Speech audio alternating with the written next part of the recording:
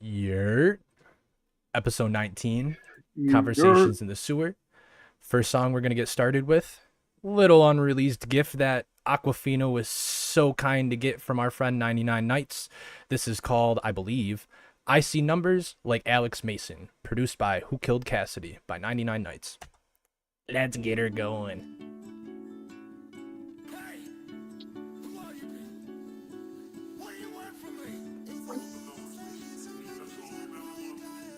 If I only focused on my thirst, I'd probably die from hunger. I can give you what you want. I know this one. We get fried walking like donuts. I can tell I can't enable you. We're probably son your brother. You could call me Alex Mason. All I see are numbers. Always walk around with my head down. Too much weight to hold up. Probably a little tongue-tied on the free throw. So I want you to try to foul me, but I can't take another heartbreak in my own head without drowning. Hey, hey, hey, hey.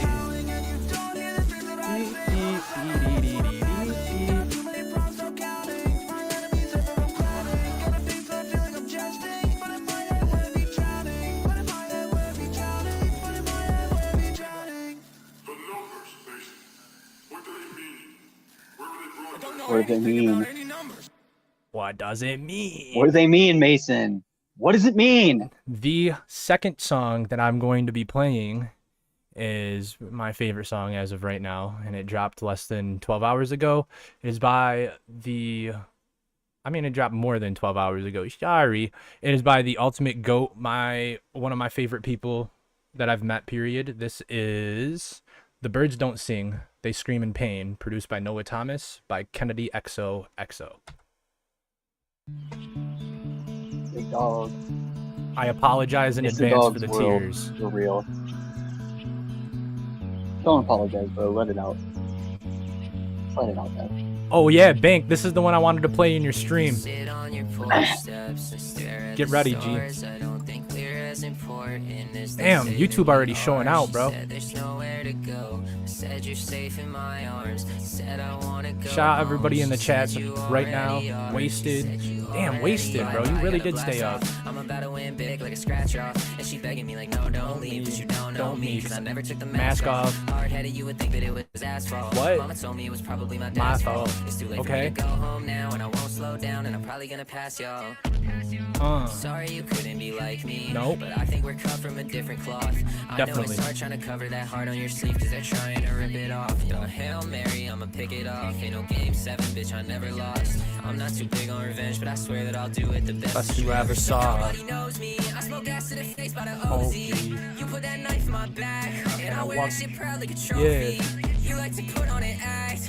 If you really love me, then show me. My brother's pouring up act. Let's go. 2 4s and a Sprite like Kobe. Let's That's go. my homie. You should be careful, I'm sick in the head and I'm known to go crazy when backed in a corner. You should be scared of me, I'm seeing red and it's not getting better. Your love is like torture. I always put everyone before myself cause I got my priorities all out of order. That's not the person I knew and I know that she'll hurt me, so I gotta do it before her. I gotta do it before her. Nothing that you do could fix me. Shoot like I play for the Warriors. If you run up, then that boy is history. Okay. I feel the days getting shorter. I feel the love when you kiss me. But something tells me if I died right now, then there's no one out there who would miss me. I'm gonna tell you I'm fine right now, cause you hate Fuck, when I dude. tell you Telling the the truth. truth. Baby, I'm barely alive right now. What the hell do you want me to do? I got my head in the sky and my feet on the ground, and I'm not gonna move. Yeah. I try to follow the street lights home, and somehow it just led me to you. Rotting away It is too good. causes a lot of misery, but it is the same misery that it's all around us. The trees here are in misery and Bro, Kennedy just gets better and better, birds for are real. in misery. I don't think they sing, they just screech in pain. Absolutely True. insane, chat. Absolutely insane, chat. Aqua, I feel that. I'm I'm about with to- the birds on that one. I'm about to change to the collab cam when I start the song, Aqua, so be ready. This song I'm playing right now is the most recent release from Sewerperson. Absolutely gut-wrenching if you're going through anything right now. If you listen to that last song and it speaks to you, if you're going through anything right now, bro, drop a W in the chat. We have some very talented people in this corner of the underground who are special. People like Kennedy need to be cherished, appreciated, and shown that they are loved, bro, especially in times like this. Love you, Kennedy. Love you, Sewer. Love you, 99 Nights. I love every single one of you in the chat. Let's get this song rolling. This is called Are You Feeling Better Than Before, produced by Nico North by Sewerperson. Okay. One song, And piece of white paper with let's blue welcome our lines guest around tonight. Not even guest. He is an official co-host, 1/4 of Conversations in the Sewer. My boy, and that's what it was all Aquafina. about. Feeling better than before, 'cause no one else made sure you were so warm, so bright, and I can see the same. Let's go, bro. This song is good too. This is very It's just good. been banger after banger recently.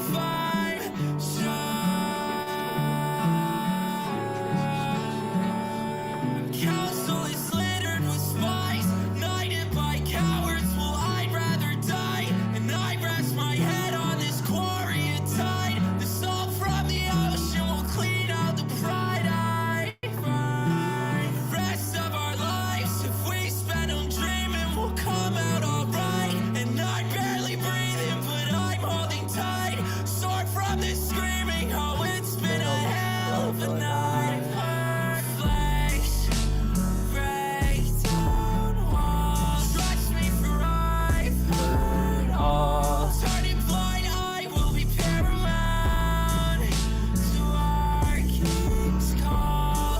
I know it's bullshit, they've trained us as sheep. Like you told me once, we need proof to believe. What happened between then and now? Your word, 'cause you become guard of the lies. Walking in line, I plead my case, but my tongue's getting tied. Facing this crash on this November. Can't see Aqua. Where's Aqua? He's probably taking a hit. I told him if he takes a hit. Yeah, bro, I'm turn- hitting. I told him turn off the camera token so right we now, don't bro. get you know, moderated by YouTube because they hate me so much. So we gotta play it safe. The back of a brown paper bag. He tried We don't need Susan cracking down on us, bro. called it absolutely Man. nothing. Instagram, TikTok, YouTube, Because they all that's hate what me it for was no really reason. all about. Bank, no.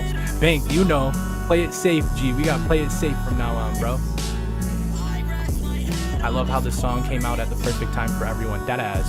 Yo, Doa in the chat, Wasted in the chat, Jess in the chat, Bank in the chat, Sil, Keeber, Wasted, I already said your name, Urban in the chat. Who else talked that I didn't get to say? Noah, love you, bro. We were just talking about how dope you are, bro. You should, let's get you involved more.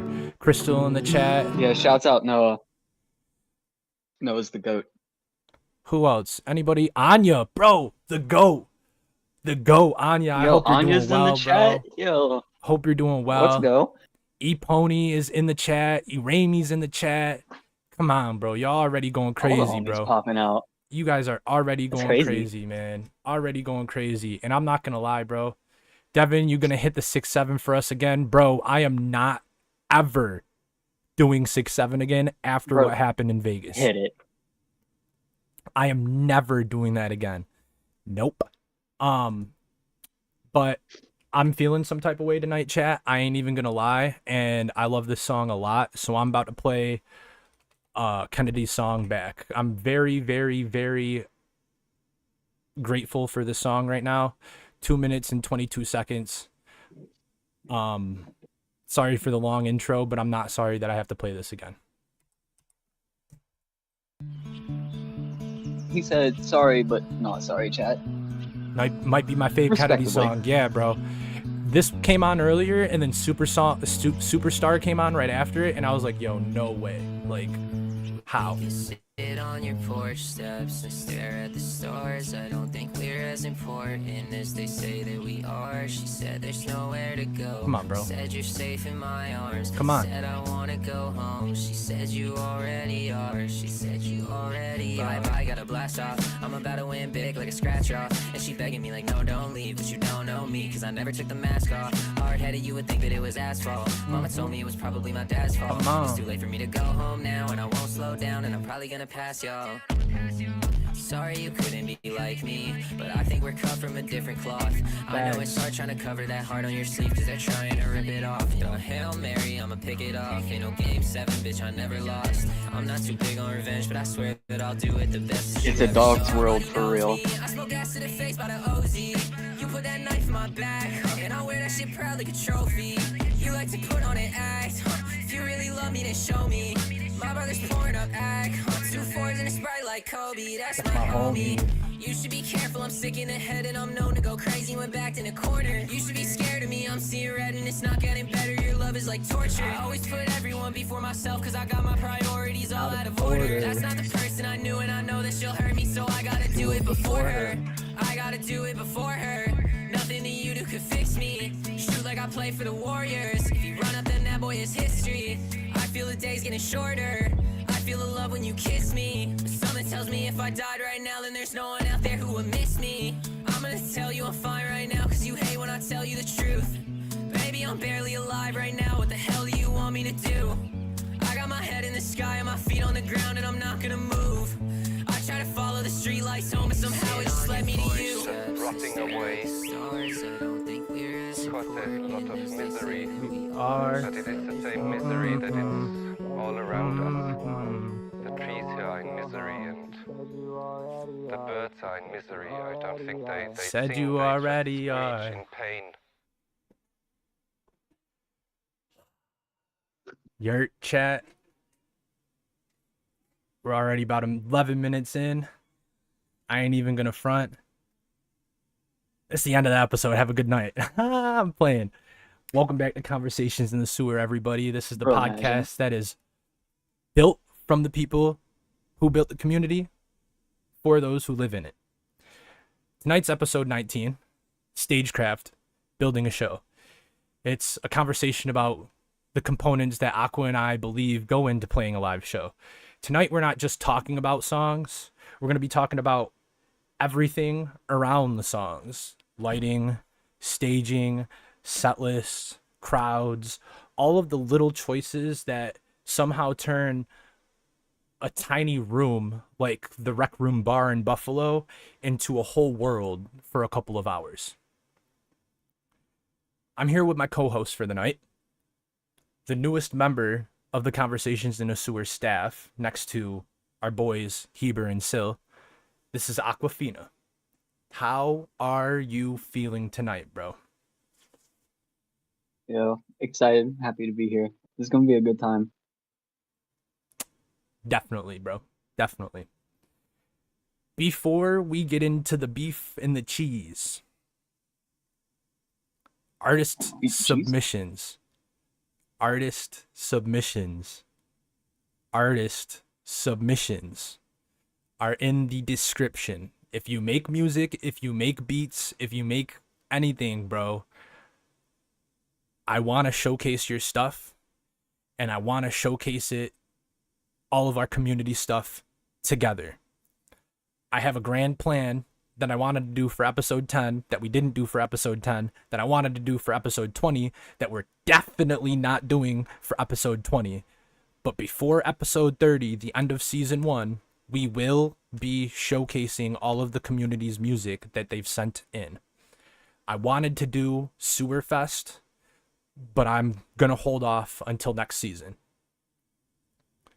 Artist submissions are in the description.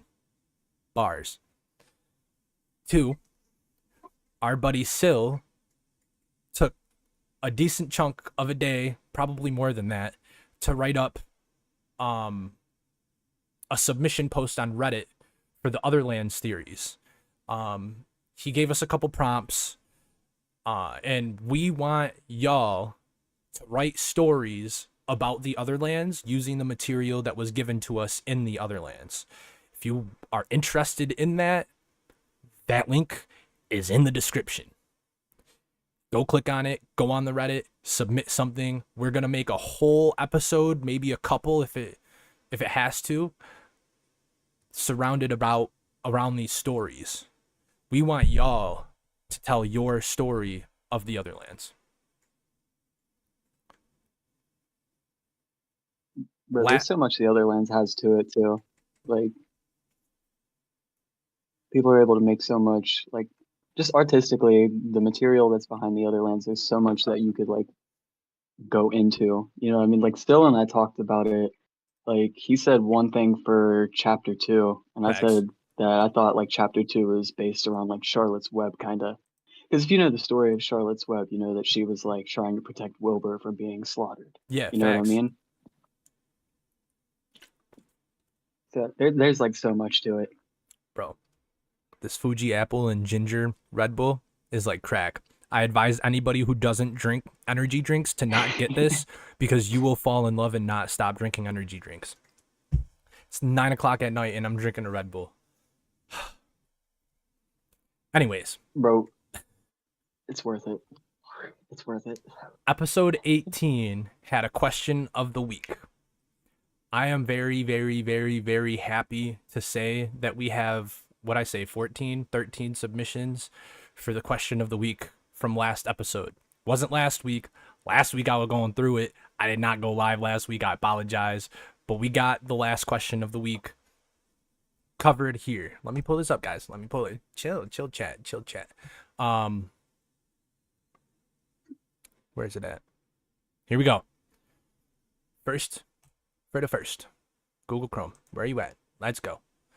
Chat, I gotta move you out of the way. Sorry, chat. You're going behind Aqua. Chat, I gotta put you behind Aqua. Get behind me, chat.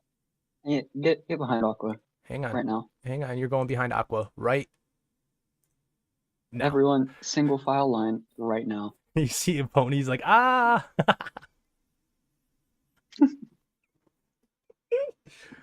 Oh shit. Hope you're feeling better this week, Dev.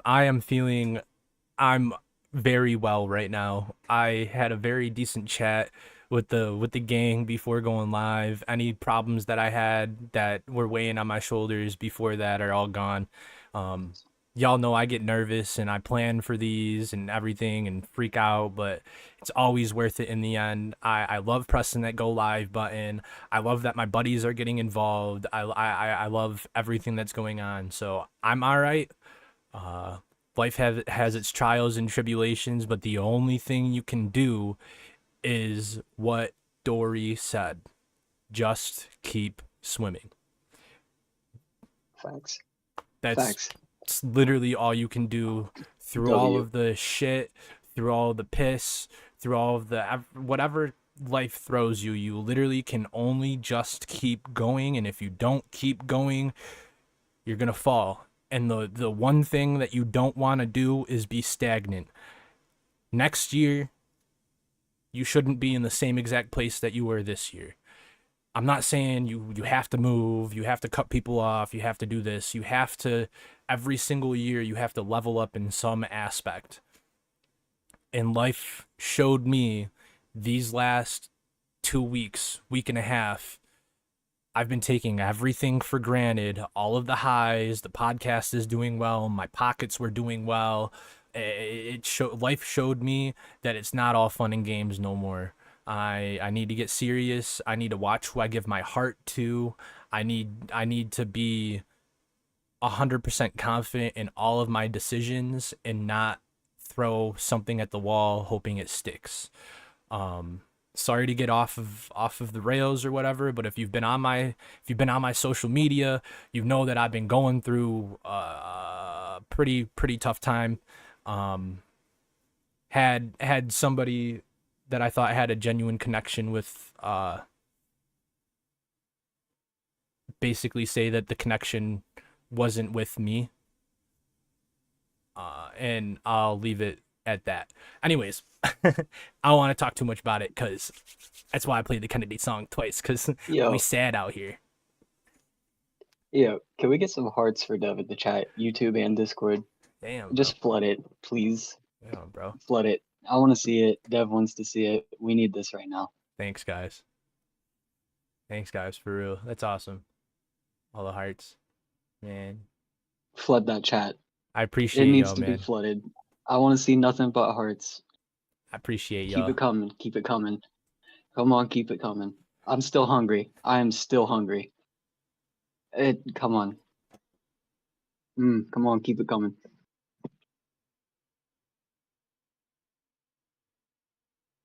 You got this many people backing you up, bro. It's gonna be okay. We got you. If you take the E It is just a hiccup. if you take the E out of emotion, you're left with motion. Wheels keep turning. We're going to keep swinging. We're going with the punches. No matter who's here, no matter who's not here, no matter who doubts me, put somebody ahead of me. I'm here. I'm here. I'm here. No more slacking, bro. No more slacking. We got 11 episodes after this. Well, 10 episodes Straight after to this God. one for season 1.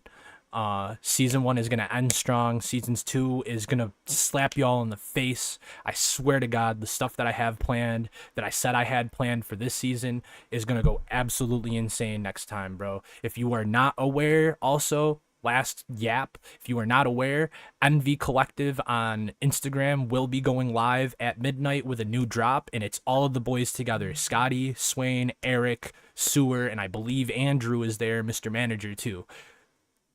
Go tune in on Instagram at midnight tonight for the new drop to see NV in action. If you were here for Swain's interview, I asked about the NV Collective for a reason, because we need to see more of them, and they are back. They are back. Our collective, bro, the Underground's collective, our Corners collective is back, and I believe they are here to stay. I'm going to stay on script now because I don't want to cry, and honestly, seeing all those hearts and all the support, bro, like, I love y'all, bro. I love y'all. I've let it out, bro. It's okay. Nah, Yeah, dude. I cried enough. I He cried said no. enough. Especially since we're on It's about live, not bro. doing You it. know, like she wanted all that. You know, she wants to see that. Like, nah, I'm up, bro. We up. I got Yeah, people no, in the chat don't who give her love that me. energy. I got people in the chat who love me. I got homies who are helping me with the podcast. I got all this. We up. We up. Confession number 50. Confession number 1, submission number 1 for the question of the week, which the question of the week was, what makes an underground track instantly recognizable? The voice, the beat, or the feeling? Our homie, Sewer Prophet, who also was here for an episode in the past, go check that out. He broke down the other lands with us, well, his theory on the other lands. What makes an underground track instantly recognizable? In the case of Sewerperson, it's definitely the flow and the voice. Anytime he's featured, you would think it's his song. He shows up and shows out no matter if it's his song or not. The beat changes song to song, and so does the feeling or vibe, but that voice and flow are the telltale signs of the GOAT. I mean, yeah, facts. I agree. You ain't wrong, G. You ain't wrong, G. Shout out to Produced by Matthew in the chat, bro. I seen you tapping in lately. I seen you, bro. I seen you. We have artist submissions open, bro. If you got a beat that you made that you want to showcase, throw that in there. Throw that in the artist submissions in the description, and we'll play you on the community on the playlist that I'm trying to do at the end of the season for real. For real. Aqua, you want to read the There's next some one? stuff in there, Matthew. Do you have the next Yeah, one? sure. Or? I can see it on screen. Alright, cool. Just pulled it up. All right.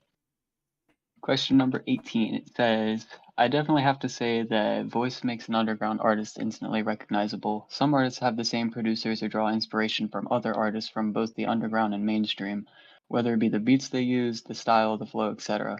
But what makes an artist stand out is their voice. With Sewerperson, his voice really stands out, though to be fair, the feeling and energy he brings in his songs is very unique as well. It is cool that I can usually tell which prod is on one of his songs just by listening to it, though. That's true. You usually are able to tell who produced the beat, like, immediately. Like, Eric, instant. Like, Nico, instant. Like, it's crazy. Facts. I think that was a sub. I think I got a sub in my alert box worked for the first time ever. So shout out to you, Matthew, for subbing, bro. Ooh. I think that's what happened. I honestly have Sub? never heard that sound before, and YouTube hates me, so I never get notifications when people sub and stuff live. So if that's what it was, shout out to you, bro. I appreciate that. Whoever's submission this was, shout out to you for your submission. I appreciate it, bro. I do agree too that you can usually there are the ones like the new Jabari prods. I would have no idea if I didn't hear a new Jabari prod that was Jabari. Like, miles per hour is absolutely insane, and so different than anything I've heard from Jabari. I would have been like, there's no way this is Bari. But you usually can tell if it's Brandwin, Sorrowbringer, You know, you can usually. So I agree. Um, third. I feel like Sorrow Bringer is really easy to tell because the big tag, like as soon as the song starts, it's Usually, yeah, yeah. That's a cheat yeah. code though. Like why, you know? Hey, we stay using G codes. GTA San Andreas vibes. Facts. I had that shit wrote down in my case. Facts. Um, third submission. Yo, shout out Lil Knight, bro. For real. Always submitting and being active and all that. Shout out to you, bro. I appreciate it. Clearly all of the elements of underground music, the voice, the beats, and the feeling play a huge part with the song. They all build the song to be enjoyable to the listener. However, each artist treats their tracks differently to make a unique sound. The beat is the baseline requirement to provide the rhythm and flow, while the feeling is the result of the combined formula. Damn, bro, you're stepping it up right here, bro. To me, the voice makes the track more recognizable because we can automatically identify the artist. We connect the underground scene, musical genres in general, with the people, which hearing their voices tend to be the cause of it. It's the signature message carrier that delivers the story or context the artist wants to share. It follows the flow of the beats and develops the cathartic nature. Jesus. It's also an optional feature, versatile even. There are many musicians that solely allow the beat to convey the feeling without any vocals or use their vocals to be the instrument. Acapella harmonization. Lil Knight. Fire. Yeah, he didn't narrow it down to one. He said, dude, you can't choose one basically. Uh, and I do agree with you too. If y'all watched episode 18, I pretty much was on like the feeling. I was saying, you know, it's immediately the feeling, the voice or the beat, but like the feeling behind it, you can tell it's about to be a sewer track. You don't need to hear no tags. You can hear the beat and just be like, oh, Sewerperson would use this or Sewerperson used it. Um, shout out you, Lil Knight. This was a great submission, bro. Getting very I'm deep with descriptive. it. Getting very descriptive with it too, bro. I appreciate that. I appreciate you spending time to even submit these. I remember that one episode you were like, I want to, but I don't know, and I was like, do it. So I'm happy that I could bully you into sending these. Aqua, you want the next one? I got you, bro. Word. You need me to make it bigger? All right. Nah, bro, you're chilling. Pause. That Says was a pause. I think a lot of what yeah. I think a lot of what makes underground tracks instantly recognizable starts off initially as the beat. The way a song comes in immediately shifts the atmosphere and a vibe that completely shapes how you'll feel about the track as a whole. One of the best examples of this for me is Discourse with the Lion Fox Hybrid. It starts off with a soft lullaby-esque melody that really molds the atmosphere preemptively. Pair that with the soft talking repetition in the background, and before you know it, you're completely encompassed within a completely different realm. Your vision of reality is morphed into something you didn't know it was capable of becoming, and from that point forward, every time you hear the track, reimagine itself around you and you'll be reinvited into that dreamlike realm. It's such a beautiful thing and it's completely different with every song. There's so many different worlds that get built around you from all of the minutia. I don't know what that last word is, but that was from Sill. Our Yeah. very own Sill. So you gotta help us there, bro. Yeah, what is that word, Sill? It's not my I'm third from the grade reading backwoods, level, bro. bro. Minutia. Okay. Man, My fault, gang, my fault. we're learning my new words. Yeah, that was beautiful, Sil. Thank you, bro. I appreciate that. Um, using the an Very actual well specific put. example about it. Yeah, definitely well put, dude. That's exactly what I was gonna say. You know, Very well put. you put a good example of it right there too, bro. That's all we have for the Discord submissions, fam. So we are about to head to the Instagram where we got quite a few submissions here. I ain't even gonna lie. Look at this. Look at that. Y'all showed out this week, bro. There's the question. There's the question. What makes an underground track instantly recognizable? Comment below. Use /confess in the Discord. I'm gonna start adding, if you use Discord, to add your name because I keep forgetting to say it. But the bot's automatically anonymous, so like that one submission we didn't see the name on, but no big deal. First, homie White Roses, Ace, shout out to you. Always supporting, always showing love, sharing your travels too. You sent me a bunch of pictures of you traveling and stuff. That was dope. I love to see that. White Roses said mainly the feeling, but personally I feel that ties in more to the beat than the vocals. You can have two songs with different styles of beats that give you off the same energy, but that's a lot harder to capture with vocals. You're right. You're right. You can have two completely different songs on the same beat, or two songs on the same beat that have different vocals. Man. There's no real right answer to this question, I ain't gonna lie. There's an example to that I'm trying to think of off the top of my head. Two songs, they have the same beat, but they're made by two different people. Mhm. Kennedy made a song called Nails, and Fat Eyes made a song called Clip, and they both use the same beat. It's just different lyrics, different cadence. Mhm.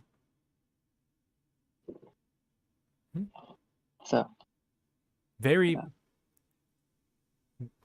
I like that. I like that. You want to take I Am Fireflies? Can you see that?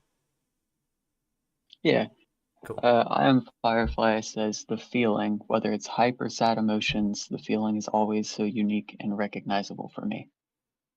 That's true. Because you got to think with all of the emotions and like the beat and the lyrics comes the feeling. Like if the lyrics are good, the beat's good, and you're feeling it, it's clockwork. It just all flows together. Yeah. Very true. Very true. Cult Moon, the homie. If y'all saw, you see that right there? Performing Cult and in the stuff. chat. Shout out to Cult for real. Cult Moon said the feeling 100%. You can have tracks that have different types of beats, different vocal performances, etc., and still have a similar feel. A vibe isn't something you hear, it's something you feel. Very true. That's very true. I can't argue with any of these, bro. How am I supposed to? I'm just reading these back. We're just reading these back. We're not like, now you're wrong. Like I can't argue with none of them, bro. Can't argue with none of them. Great submission. You want to take Nina's? This is also the homie. Yeah, I got it. Nina wrote, for me, it's the feeling. It's how the voice and the beat combine for the overall sound, plus the intros and voice tags, and in many cases, the lore involved as well. Mm-hmm. True. There is like a lot of songs where like once you finally understand the backstory, you're like, oh, okay. It makes you like click a little bit more. A song like that, for instance, is Captain Morgan, because he talks about the nine tails like the root through my brain. Sewerperson drain them out of the vein. You know, like, come on. That's very, very true. In many cases, lore is involved too. Definitely. I like all of these, bro. Come on, you guys are cooking. Swooch. I don't know how to say your name, G. I'm sorry. The beat that gives the feeling and the vocals that follow along with the beat like they're one. Facts. Literally. I mean, of course, the vocals and the beat all play into the feeling and everything, but I also feel like you could have stuff that's like clashing. You know, like you can have beat and vocals that clash. Like for instance, she's not too popular, but the rapper Georgiana, she like raps offbeat, and a lot of her beats clash with her vocals and everything. So that's an example of music not necessarily being one. I still like it because she be spitting that pain, but it's not necessarily like one. You know, like that music doesn't sound like it's one. Whereas you got G Herbo, if y'all listen to rap, y'all got G Herbo who raps offbeat, but like he raps offbeat on beat. Every day's new shit. Even with my right now, but life's still lit. You know, like come on, man. Come on. So yeah, I definitely all of it, as long as they go along together, it does make everything feel like they're one, and that contributes to the feeling. So 100% correct. Want to take this one? Yeah, I got you, bro. Hi Defro said, if the artist is true to their craft, just like anything else, if it's made by the soul, it's better than just making it just to make it.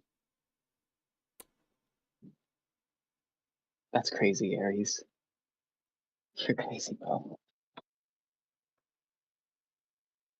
Buddy said, he said, screw your 3 instances, bro. If you know, if artists That's true though. just anything. Because you gotta think, like, when they're making something from the soul, like, take a deep cut song, for example, like this new Kennedy song that just came out today. Mm-hmm. Listening to the lyrics, you gotta think, deep down, he's writing about something that's hurting him. You know what I mean? Like, Yeah, it's in there, and it's coming somewhere deep. So when you're putting that soul into it, it just creates, like, a fucking banger. to say the least, bro. Honestly, yeah. Very, very true. I don't think he really was in that song, for instance. I don't think he was caring about staying true to his voice or his previous beat selections or anything, or even chasing a feeling. I think that literally just came from the soul, bro. That was 100% right. Damn, Aqua, look at this. No, bro, he's just speaking from the heart. Fired, bro. That new It's Kennedy crazy. song, bro. I could cry to it right now. Urban, the homie. Lock in, guys. I apologize for my 3rd grade reading level. The homie Urban said, I personally believe it's the feeling that makes an underground track recognizable. The feeling encapsulates an artist's soul, their presence, their intents, and how they set the scene through their lyrics and beats. A lot of mainstream artists nowadays, sadly, default to using the same chord progressions, overused quotes, lackluster lyrics, and even implement AI elements into their beats with the intent of making it marketable for commercial use. It's almost predictable when you can tell if a new song is going to be used in a back-to-school commercial, and it's why they sound the same. And we're stuck in a 5-song purgatorial loop that sums up pop radio today, and there's no soul in that. AI mimics style, but the soul and the feeling and in the underground aren't stylistic elements. Artists in the underground want to convey a message and share pieces of them for others to sit and resonate with. Underground artists go the extra mile to create their own elements rather than artificially generate them. When a producer crafts a beat, the switch ups, samples, ad libs, etc., are all intentional into the world they are trying to construct for the listener, and how the atmosphere complements the artist's storytelling. There's also a big difference between the messages we get from the mainstream versus the underground. The former tends to fixate on how the song will sell and perform, whereas the latter focuses on sending a message and sharing an experience. That's facts. Urban, you absolutely cooked with that. Fire. And comparing the underground scene to the mainstream for this question was a perfect answer for it too. I really like how you removed us from even just thinking about this corner, and you were like, this is what they give us and what they do, and this is why the underground's special for what we do. You know, that was fantastic. Keep submitting, because that was awesome. It was awesome. Aqua, I'm stealing the next one from you because it's my buddy Mike. I played one of his beats. Was it last episode or something? So I'm stealing this one. You can say Doa is the last one. But my homie said, "Yo, Zion in the chat. Zion in the chat. What's up, G? What's up, Zion? What's up, Zion? Buddy? Shout out 99 Nights, y'all." My buddy Mike said it's a mix of both vocals and beat, but I personally feel it leans more towards the production. When you listen to a song, that beat gonna put you in a mood before you even hear the artist, and if they carry that emotion through with the beat, then it's a perfect blend.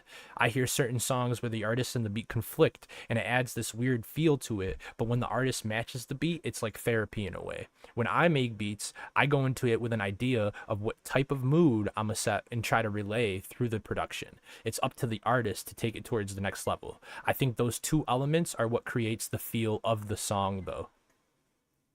I think everybody kind of saw that this is a rhetorical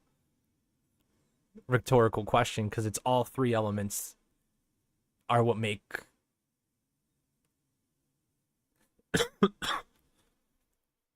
you know, low key. Um yeah, you cooked, Mike. I think it's important to recognize that everything goes into making the song. Facts, because the vocals and beat create the feeling, and the feeling carries all the way through to the end. And if it blends, then it hits. If it's from the soul, and it hits. So I definitely agree. Facts. Popcorn Aqua. All right. Decay says, personally, I don't think underground tracks are recognizable by ear. They're recognizable by the feeling you get before the artist even starts singing or rapping. Maybe that does come from the beat, but it's deeper than sound. Underground music hits you in a way mainstream tracks don't. You don't really recognize an underground track, it recognizes you first. That's very true. There's been a lot of songs that I've like these people I haven't heard before, and then I'll hear one song and it's got like a crazy good beat, and the lyrics are like crazy good. And it's just the beat is what hooks you before the lyrics. That's for me personally. That's fine. Very true. Bro, I love how she said we don't recognize underground tracks. They recognize us first. That is so true. That is so true. I don't even know how to explain how I'm saying that that's true, because like the music finds us. You know? Like that the music The best finds us. example. The best example is like, say, when you first heard Sewerperson, you're like, holy shit, what is this? Why have I never heard this before? It was that feeling that you got whenever you heard that song. You're like, I need this more. I need more of this. Yeah.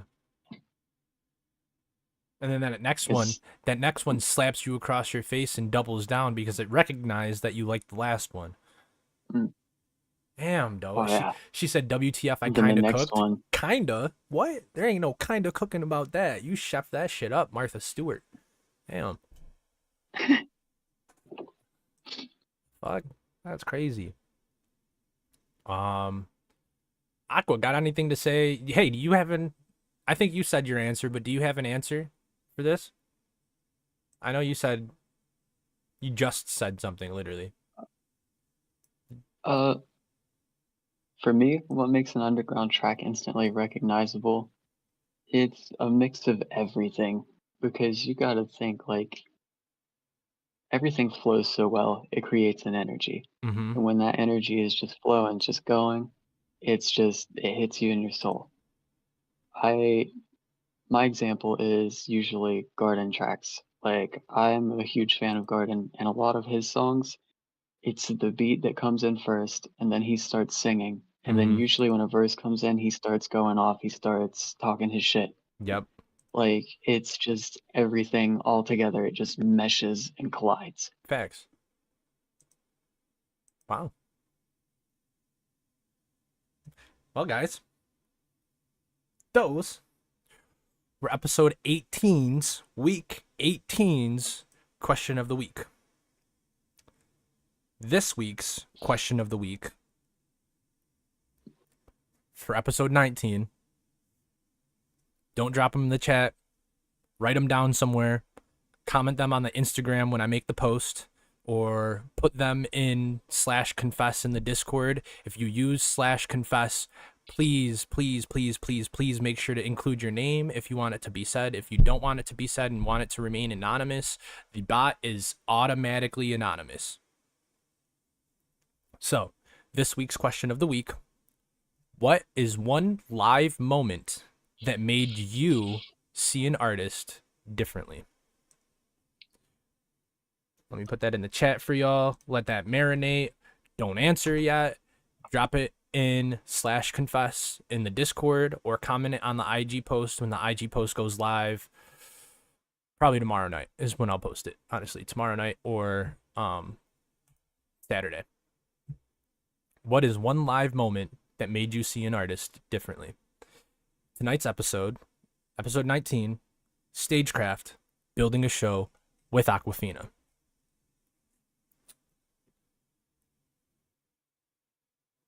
The angle for tonight is simple. It's not who played the best songs, but it's who built the best show. We've all been, hopefully, if you haven't experienced a concert, I highly, even if it's a local concert, go. But all of us concert goers have been to nights where the music technically sounded fine, but the show felt flat. You know, the energy just wasn't there. And then other nights, maybe the same size room, same same size artist, you know, same budget, but everything felt intentional. There's a huge difference when you think about a well-built show. To you, Aqua, what's the first thing that comes to mind when you think about a well-built show? Is it lights? Is it the pacing? Is it how the artist talks and interacts with the crowd? What goes into a well-built show for you? I think personally, it's the artist's connection with their fans. Because let's be real, you could have the show in like the smallest bar where everyone's shoulder to shoulder. Nobody has any elbow room. Everyone's breathing. We're up in each other's face. But we're seeing our favorite artists. They're interacting with us. Mm-hmm. We don't care that we're in this small, hot ass bar. We're just having a good time living life. You talking about Columbus? Like, Columbus for sure, bro. It was so hot in there. It was so hot. I was dying. Like, no, it was my fault though. I was wearing a hoodie, bro. Like, I did that to myself. Low key. But still, like, if you're having a good time, like, it doesn't matter where you're at. It doesn't matter how sweaty you are. You're just having a good time. Yeah. Bro, I was so sweaty. 100%. So like, is the artist interacting with the crowd like standing out to you? Is that what made the show stand out so well? How intimate it was? Or Yes. And there's a couple examples of this. Later tonight, I sent you a clip of my interaction, but we went to my fiance and I, shout out Crystal, she's in the chat. shout out Crystal. We went to Lakewood, Ohio, and the bar, they were kicking us out. Like, they told us everyone had to leave, no more like taking pictures, no more meeting people, it was time to go. Mm-hmm. But Kennedy and Garden and Reserved for Hell, they all came out after the bar closed, and they came out and said, "What's up?" to all of us that were kicked out of the bar. Garden, somebody brought his ukulele with him, and Garden was like, "Yo, I'll play it for you." And he and Reserve just on the spot just bust out a performance for us.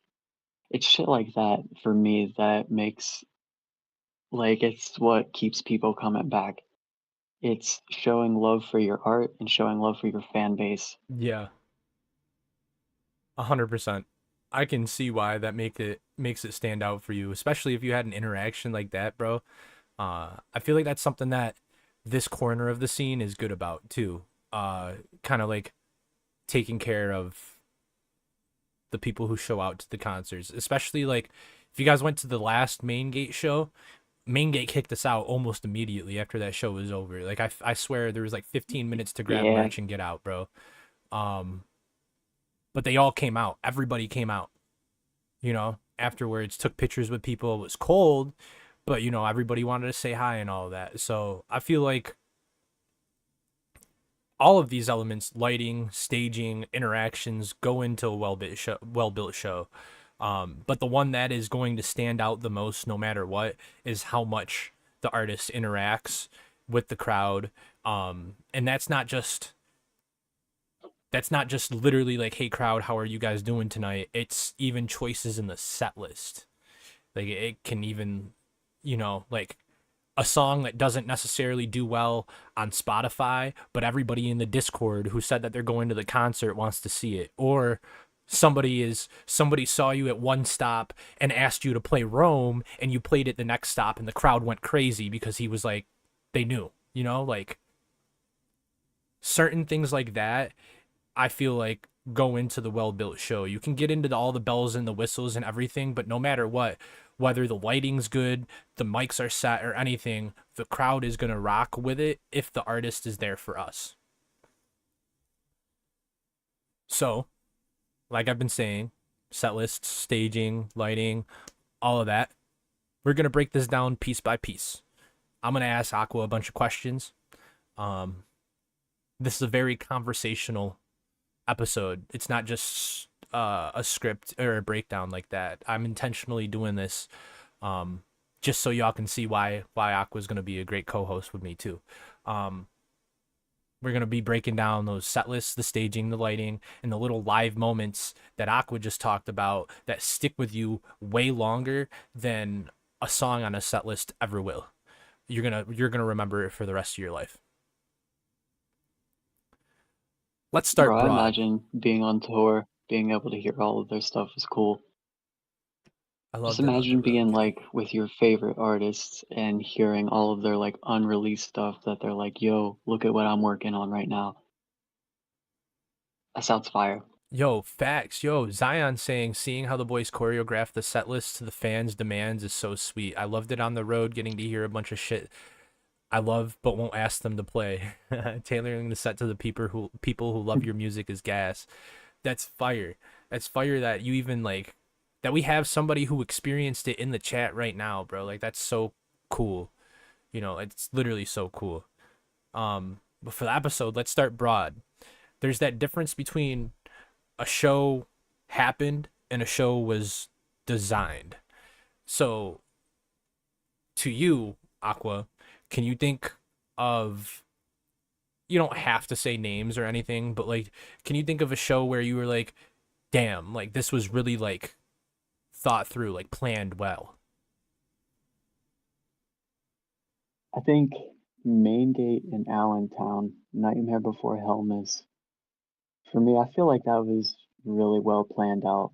Just all the names they had there, Mm-hmm. the way it was set up, like it kind of just felt like everything was put together for a reason. Mm-hmm. Like from the opener based to all the performances that we got. Literally, facts. You ain't wrong, bro. You ain't wrong. And I love that you brought up that Main Gate show. Just because everybody was on it too. Like True. everybody, bro. Like Right, that that was was the first time. That was the first time I got to see Swain. It was the first time I saw Sewerperson. First time I saw Shinigami. yeah. Like it was crazy. Kennedy was on it It was too. And good. Kennedy's been around for a hot minute, but like they gave him he wasn't like an opener, like we got to see Kennedy in his They gave him a bag in decent amount of Allentown. That time. was so fire, bro. That was so cool, bro. So cool. I love that you brought that up. It was cool seeing like the smaller names too, like Sailor Kill. Mm-hmm. It was cool seeing him live. It was cool seeing Swain. Swain blew my mind. That's that boy, bro. I love Swain, bro. I fanboyed during his interview, so you can, if you go back and watch that, bro, you can see I literally had a moment in that Swain interview where I was like, guys, I'm interviewing my favorite rapper. Like fuck the mainstream, bro. Like this is Swain's where it's at, bro. Like, that's where I became a Swain fan after seeing him live. Yeah, for real, bro. A lot of people Same Noah. a lot of people seen his name get reposted by Sewer and stuff, but never actually tapped in. But when he's up there on the stage and he's like, "Don't hold a candle to me. Don't give a fuck, but don't gossip, homie. Don't give a fuck, but don't tea. I'm all in on the dream. I'm all in on the dollar shit. I got racks up to my teeth. Got business to discuss with the family." You can't deny it. You can't deny he's got skill, he's got talent, and he's got a crazy like voice, bro. Like his I was range, talking his shit. dude. And Swain's vocal range without autotune is crazy, dude. Like absolutely crazy, bro. Absolutely crazy. For me, a moment where I thought everything was like specifically really thought through was this last time I saw Sewer in Nashville. That Nashville show was so calculated. He had transition like prompts. I don't know if it was AI or what he did, bro, but there was transitions for almost every song in the middle of them, bro. Absolutely insane. He'd talk a little and then he'd play this like kind of the same thing that Garden does, you know, like this track is blah blah blah like in the background, like it's just so thought out. Um I think Yeah. I think a lot of planning went into that. And he posted the set list and then didn't stick to that set list because he had those transitions. You know, like bro's on, you know, bro's on something. Take us back to Waffle House for real. So I think when it comes to stagecraft and building a show, I think a lot of people imagine it and put emphasis on having crazy lights and pyros. But in small, intimate venues, especially where we're going to see these artists that we so much enjoy and talk about so much, stagecraft is most often going to be when you play certain songs, what you say in between them, and how you use silence or noise before the song drops.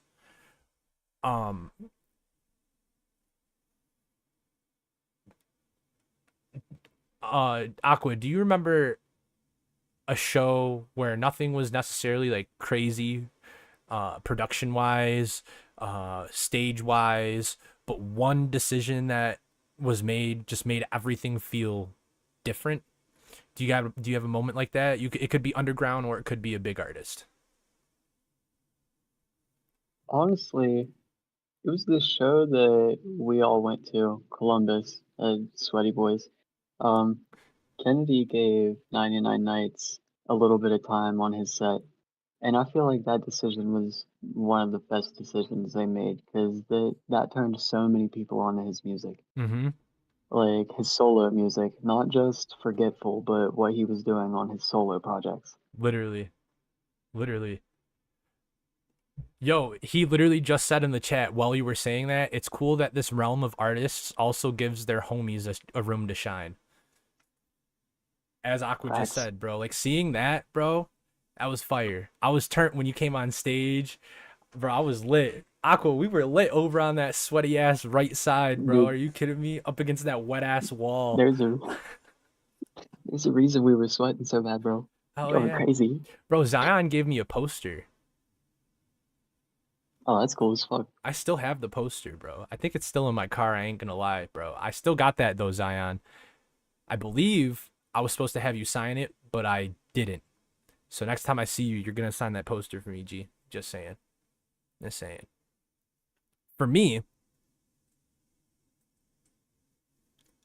my instance of this, a show feeling different because of one decision, also happened in Columbus. And it was the simple decision of Kennedy performing Sick and Tired. It's not necessarily a huge decision because they made the song on tour and everything, but I feel like seeing all three of the guys together really changed the energy for the rest of the night. Everybody was anticipating the song because we had seen the reel that Reserved for Hell was posting, and we were all anticipating it. We kind of all knew it was coming, but the second that it dropped, we were like, all right, like, this is why the three of them are on this ticket together, because of the chemistry that came from that song or was showcased in that song. Like back to back, Kennedy as the hook, Garden on the first verse, Sewer on the second verse, and it all flows so smoothly together, and then live went absolutely crazy. That kind of stuff is a small decision, but you feel it in the room and you remember it. So I've talked about set lists, said set lists a lot, so let's talk about set lists, because they're low-key I feel like the biggest tool that you have as an artist, touring, doing shows, anything. I feel like your set list is your power. Most people think just play your bangers, but the order is calculated, sometimes sneaky, and very powerful. If you don't have a good set list, you don't have a good show. So, when you think about a strong set list, what stands out to you? Opening, closing, or how the middle is placed? Aqua. For me, it's the opener, bro. The opener is who throws the energy at you. In my eyes, I feel like, say, everybody knows the headline. Like, they know the people they're looking for the most. Facts. But if, say, you got somebody you don't know as well, that kind of gives you your shot to get your name out there. Mm-hmm. So, like, if you come out and you're not really putting your best forward, people are going to be like, what is this? But then there's the examples of, like, Swain, where he came out and he was going crazy. Everyone was like, oh, okay. Shout out to the kitty making an appearance. Hi, kitty. Dobby says, Hey, podcast is getting a cat cameo tonight. Let's go, cat feature. bro, stop. Stop. Kitty loves you. Freaky aw cat. I agree. I agree though. I think the opener really sets the show. I think the opener is going to set the tone for the rest of the night. I think the middle kind of decides whether people are going to start to remember the night or not. And then the closer decides if you're going to talk about it on the way home and if you're going to, take this and carry it for the rest of your life type thing. I think without a strong opener, somebody with energy in the middle, and that boom as the closer, I think without that, you don't have a live show. I think the way that Nashville was executed was kind of perfect, bro. Like JU was such a, like, nobody really anticipated his set to be what it was, bro. And it told you, like, as soon as you heard those keys come on and his band, he was like, yeah, like we knew it was over. And then Nick Prosper came through. I didn't get too many videos of it, but Nick Prosper just carried energy. Like his set was just pure him on stage energy. And then the closer, that boom, bro. Like Sewer came out and gave us that boom factor, and we talked about it. We're still talking about it 2 months later, bro. Like, I feel like all three of them contribute to set lists, to the outcome of the show, all of that. Sil said Swain's personality is kind of what made me really fuck with him so heavy. I liked him a lot before the interview, but the way I viewed podcast chat. But the way I viewed him after that really shifted a lot. Incredible guy. Hope to meet him one day. That ass. For real. Swain's a goat. I liked how interactive they were with the crowd. Yeah, facts. They were very interactive. They really love their fans. Community's just amazingly different. Yeah, facts, yo. Like, what's up, Stank? How's your Pokemon collection going? LOL, you bought my Octillery at the Indianapolis show. Yo, talk about Pokemon trading and shit. Let's go. Forgetful from Hell with Love show in Allentown at Main Gate, January 20th. Got the poster on my wall. LOL. I got to see you guys perform Inconsistent with Sewer. Never will forget. Sounded so good live. Yo, for real. That's facts. That is facts. Forgetful performing Inconsistent with Sewer was lit. Absolutely lit. Even when they did it at the skate shop show, and Sewer like grabbed the mic and was like, yeah. Zion was like, fuck yeah. That was so fire, bro. So fire. Aqua, have you? I gotta see Forgetful live, bro. You really have to, bro. You have Lori, to. I have to, man. I wanted to so bad. You have to. Aqua, have you ever seen an artist open with a song that surprised you in a good or bad way?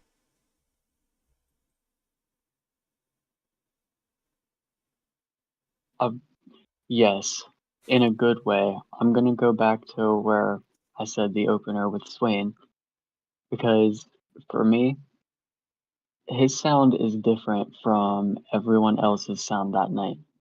Like, we're Yeah. all in the emotional rap, emo rap, sorry, I gotta say it, side of music when we come from Sewer and we listen to Garden.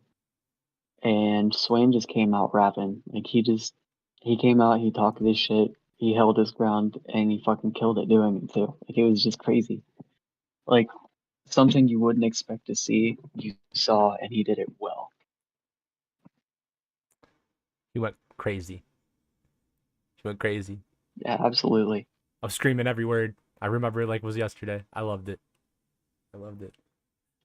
My post on Instagram, you could barely hear the music because it was just me. No, I was going back through my videos at Nightmare Before Hellmas, and I swear to God, I have the back of your head in like almost all of my videos, dude. It's hard to miss, bro. I got a big This head with was a lot of before hair. we knew each other. Nah, bro. Listen, out of the crowd, this was before we knew each other. I had a side profile view of you, and I was like, "Is that fucking Dev?" It's like, "No way, that's Dev." Dude, you were like, fuck, I want to say 5 feet in front of me. It's crazy. We probably made eye contact because I was looking around a lot that night. That ass. Probably. Um, so for me, an instance where I was surprised because of an opening song, I went to Rolling Loud Miami 2021, and I don't know how many people actually listen to rap here, but I saw Polo G. And Polo G opened with his most popular song at the time, Pop Out. And it kind of reset my whole read on that. Cause it's like he was saying like this is the core of what I do and everything else is built around this viral moment. You know? And I feel like it was kind of stunning his own growth because you should never start or end with your biggest song. You know, like that shouldn't be like, yeah, a lot of people might be going to see that, but at the same time, Polo has a lot of songs that he could have came out with that would have been better than Pop Out to start with. You know, you could have done Pop Out 3/4 of the way through when you think you're losing the crowd, and then you turn on and then finish your set. Like there has to be strategy to it, and I think that he just kind of came out and was just like, yeah, let's do this. And I ain't even gonna lie, I haven't listened to him since that set. It kind of changed my whole opinion. Um, No, it's real. Sad. It's sad, bro. It's low key sad because I listened to him a lot before that, but like since then, it's like it's one style, you know. And I noticed from that set too that he was just playing all the hits, and I get it because you're at a 130,000 people festival, like you want the whole crowd to be turned, but like you also have core fans who are coming to see the core songs, not just all the ones that went crazy on radio, crazy on YouTube trending lists, like there's real fans who are coming to see stuff that you don't perform at your shows in Chicago, Atlanta, blah blah blah. Like do something different. Right. This is probably gonna be a hot take, but if he were still alive, I feel like that's how it would be for Juice World shows. Because Juice World was good, don't get me wrong. Like I used to listen to a bunch of his music. But after a while, it started to get like super repetitive. Like his songs all sounded like his hit songs. Okay. Like the first album or two, like Goodbye and Good Riddance, fire. Very good album, 10 out of 10 in my opinion. Legendary. Death Race for Love, 8 out of 10 in my opinion. I wasn't as big on that one, but it was still good. Mm-hmm. After that, I just wasn't feeling it so much anymore. Like I still liked his music, I still had respect for it, but it just wasn't my favorite anymore. Does that Yeah. make sense? It makes sense, bro. It makes sense.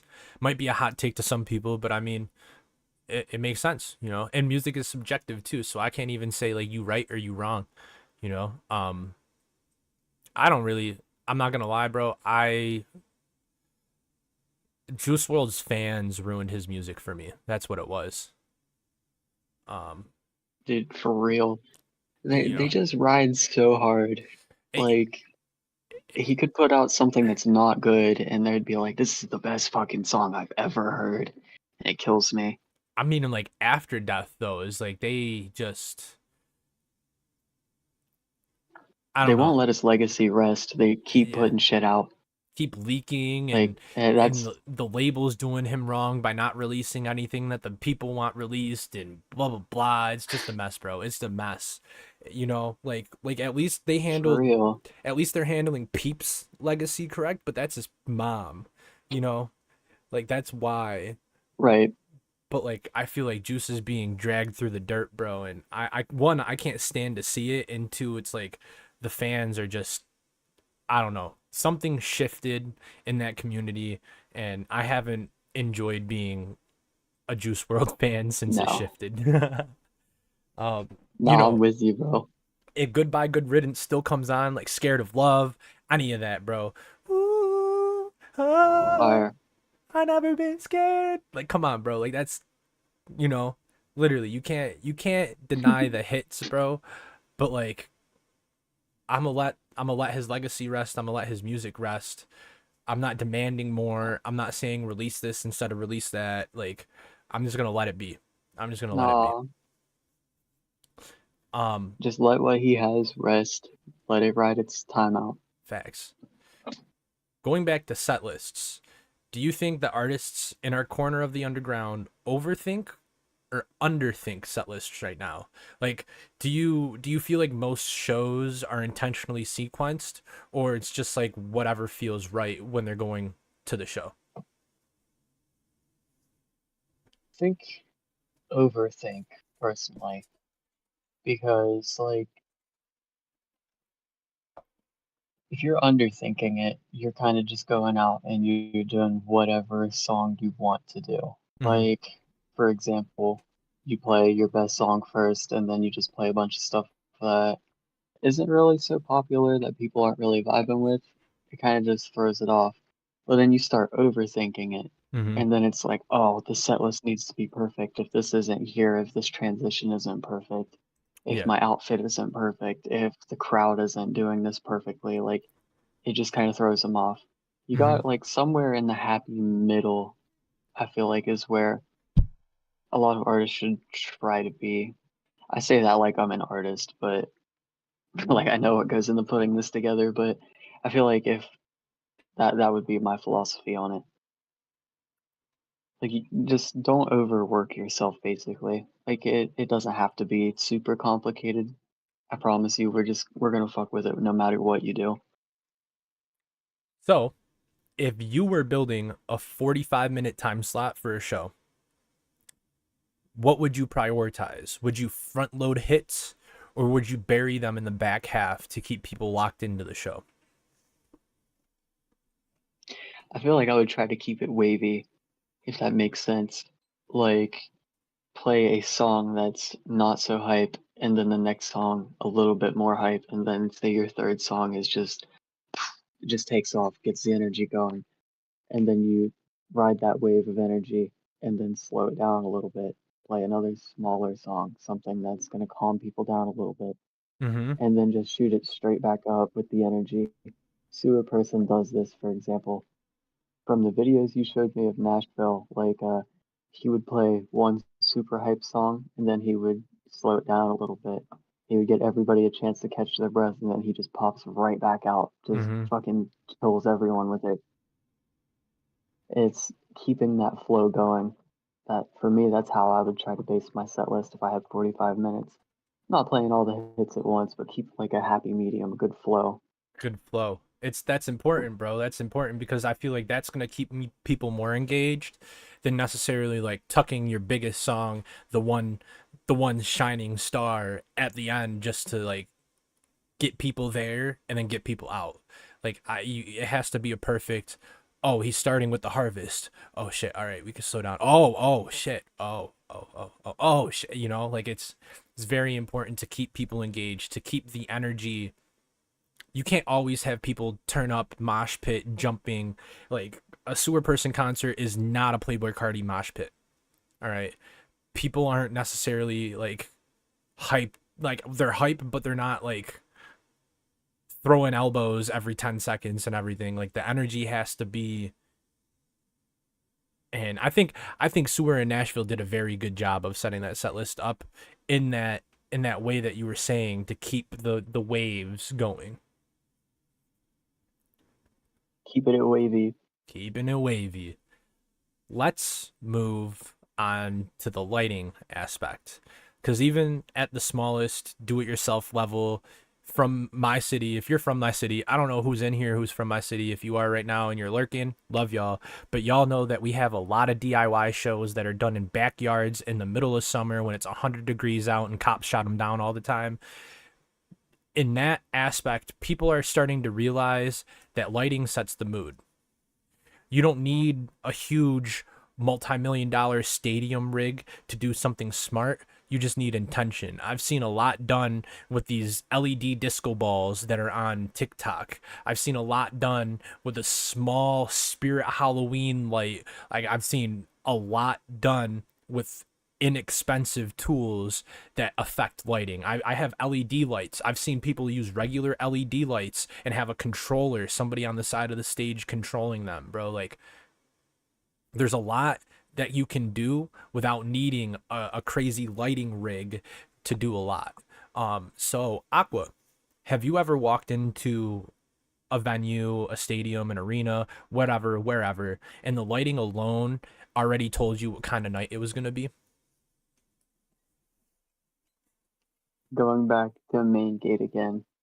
As soon as I saw the lighting, like once the lights started to dim a little bit and we were getting into like the opening, I knew it was gonna take off. Like it just the vibe was there. I don't know how to describe it, but like you could feel a shift in energy once the lights dimmed and the stage lights came on. Like it went from being peaceful and calm to like you got that feeling in your gut like it was about to go down Yeah, facts. for me. I think about things like when Garden did Demons in My Orbit in Columbus, it stayed blue the whole time. And it was like Hmm. that dark, like in almost purple blue. And that's like That somber tone. it's a very emotional color. You know, people associate sadness with being blue. And Demons in My Orbit, that's a very sad, amazing. That was honestly one of my highlights of that. Like, cause when that song hit and the lights came down, pain won't go away till my brain goes splat, and the whole crowd sang that, bro. The whole crowd sang that, and I like just sat back and I was like, holy crap, bro. Like, Bro, everyone was tapped in. I, he just has a way with working his crowd. Like, even whenever he's like, hey, the lights are gonna go off, can everyone just put up your flashlights real quick? Like, everybody's phones are just immediately up in the air. yeah, facts. That's something that Garden's very, very good at. And I have a point wrote right here is where everything's turned off for a section too. I think about things like that because it's important. You have an artist who's like, all right, turn the lights off, and I want them to put their lights on. Like that adds an element to that, not just the interaction or whatever, but the vibe. Even if you're not sitting there with your light up or anything, it changes everything because you see lights coming from behind you and then turn around and see a sea of lights. Like, it's not, you don't turn around and you see one or two people at these shows. If somebody's just like, yo, lights are about to go out, put your phones up, everybody, bro. Like, there's nobody who's too cool for school. It I really think about things like that and how they play into the elements of a live show, because without turning off lights at certain times and having the crowd turn theirs on, without staying in color the whole song to lock in the emotion of the song, like Garden did with Demons in My Orbit, the show's just flat. Like there's no actual vibe. It just feels like they're there doing their music and they want you out. But when lighting's controlled, when strobes are being used sparingly instead of just every time a beat drops, like there's a lot of things that go into it that play into it. In your mind, for smaller shows, of course, what's the line between cool lighting and doing too much? Like, at what point does lighting start fighting music instead of helping it?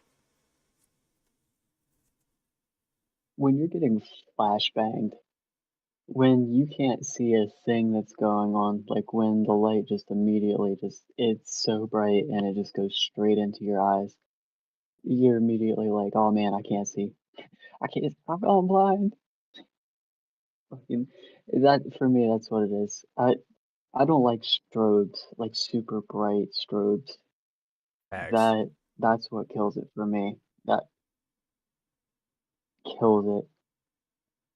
I feel like you can get away with almost anything, but if you've got like super high, like prison guard tower flashlights going off, spotlights in the crowd, it can be just a bit much. 100%, especially in a smaller venue. Like, why do you have something beaming our eyes when the venue's only 200 people big? Like, you don't need that much light. Right? Like why are you out here searching for Bigfoot, bro? We're just trying to have fun. For real, bro. For real. I had another question, like, have you seen lighting actually ruin a moment? And you kind of said it. You kind of said, when you get blinded. Did that happen before? Did you actually get blinded at a show? Not literally blinded, but like, Uh, dude, I don't like talking about this show because it's super cringe. But when I was younger, my family took me to a certain concert. I'm not going to say what band it was, but their pyro and their lighting was killing me because every damn. time the fire would go off, Mm-hmm. they would start flashing the lights real hard at you. It was just too much for me. I don't like it. Damn. I'm big baby man. Hey, Zion, stop. We said we weren't gonna fucking leak it, bro.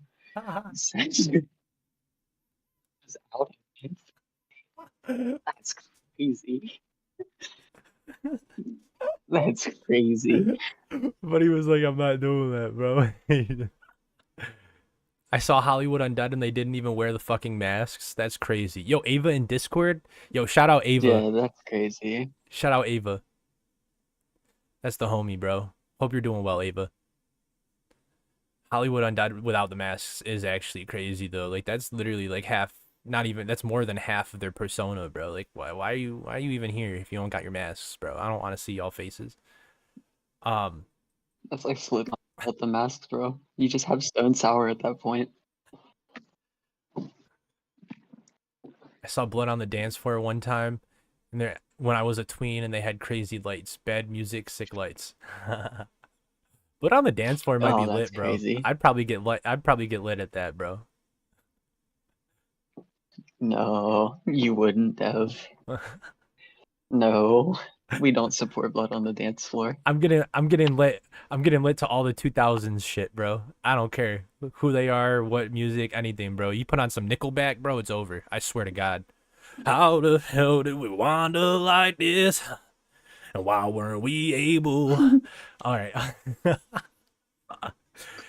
Dev almost did pull Bro, up to the Kesha concert, but I got in trouble with a girl for trying to go to the Kesha concert. So like, but that girl ain't no longer around. So bitch, next time Kesha comes around, tits out to her. Where you at? Yeah, I'm pulling up. I don't give that a would have fuck. made me super mad. Go to Warped Tour and Never Shout Never is not even there. That's crazy. What? How do you have Warped Tour and Never Shout Never not be there? That's like spokesperson for Warped Tour. Literally, like, come on. So we've got set list and lights already changing how we experience songs.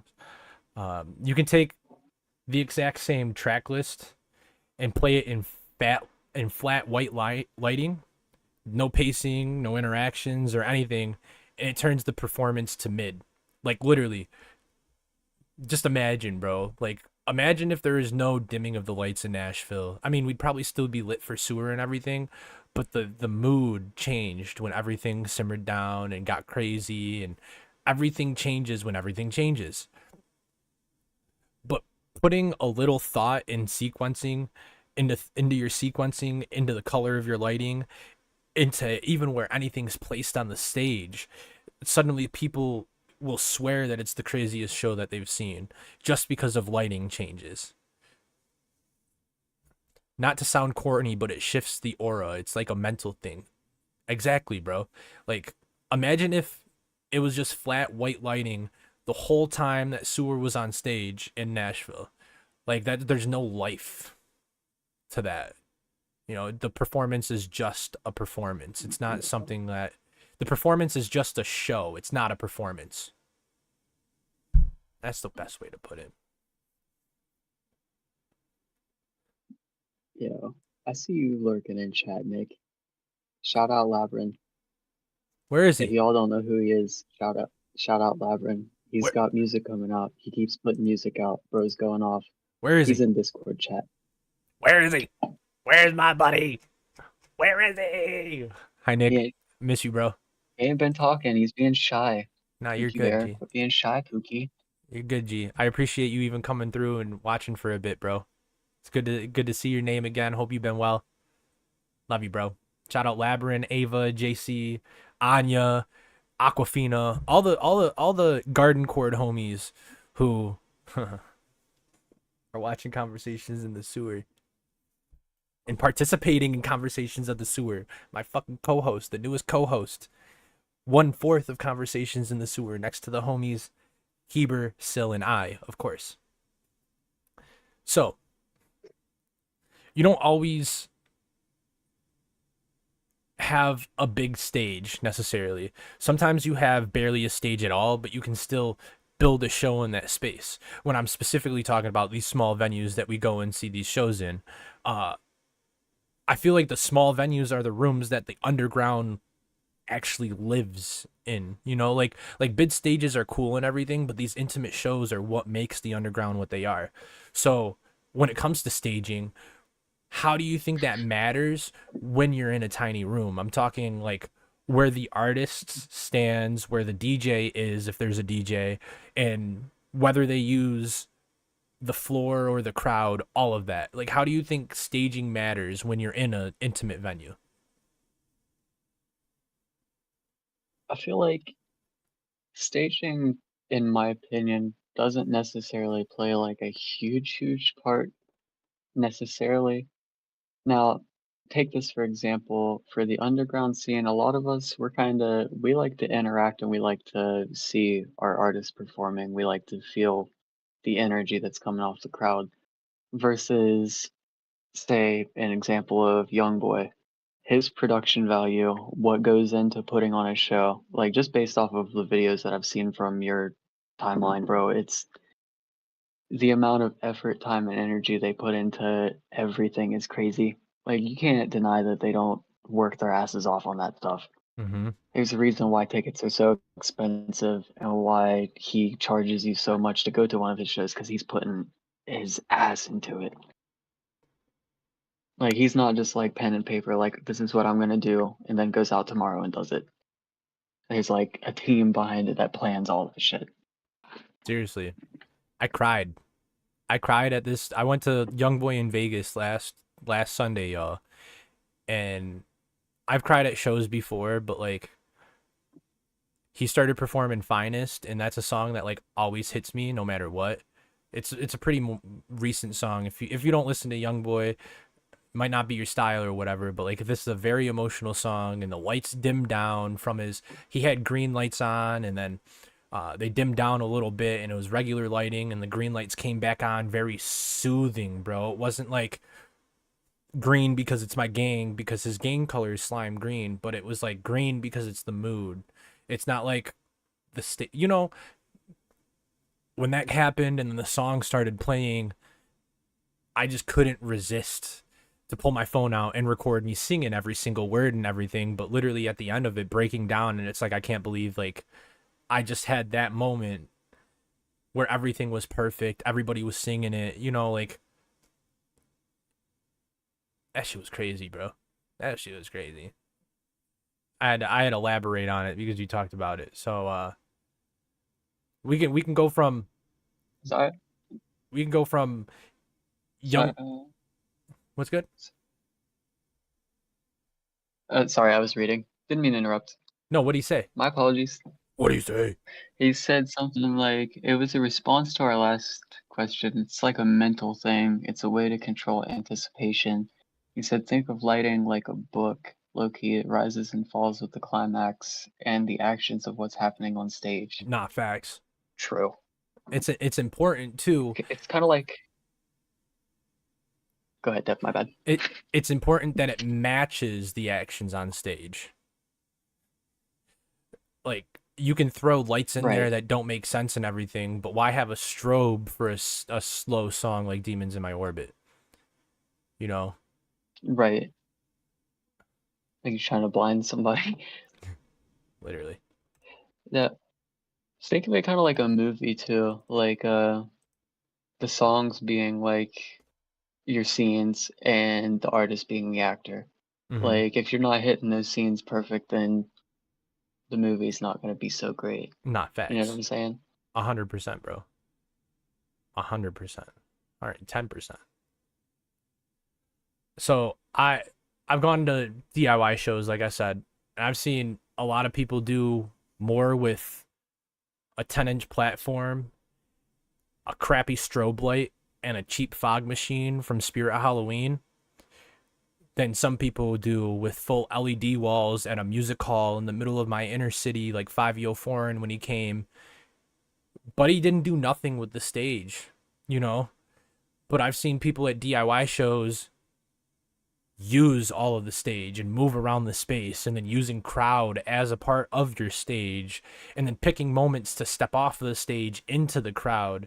I feel like the crowd itself is a piece of stagecraft. If you don't work the crowd, if you don't work with the crowd, what's the point? Like, literally. I think the way you talk to the crowd, when you make them quiet, when you split the room, when you give them a hook to scream, it all changes the memory of the night. Pierre Bourne, my number one goat, but when I saw him play, he stood in one corner of the stage and didn't move at all. He just bobbed his head and rapped. Sadly, a lot of those ATL people are like that. Gee, I ain't even gonna lie. I've been let down so many times when I go see some people that I was like, this is gonna be crazy, and it turns out to not be crazy at all. It's very disheartening, I'm not gonna lie.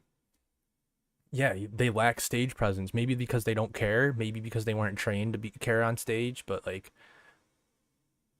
yeah. The fucking barcode strobe lights start going off when Unrecnity and Him starts. That would be crazy. Why would you do that? Why would you just stay still and let the web hold its way?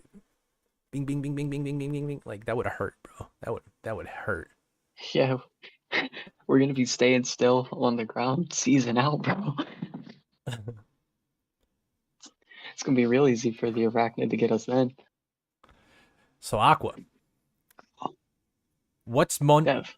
one moment where you feel like the crowd made the show instead of the artist? Like, the energy in the room carried the whole thing.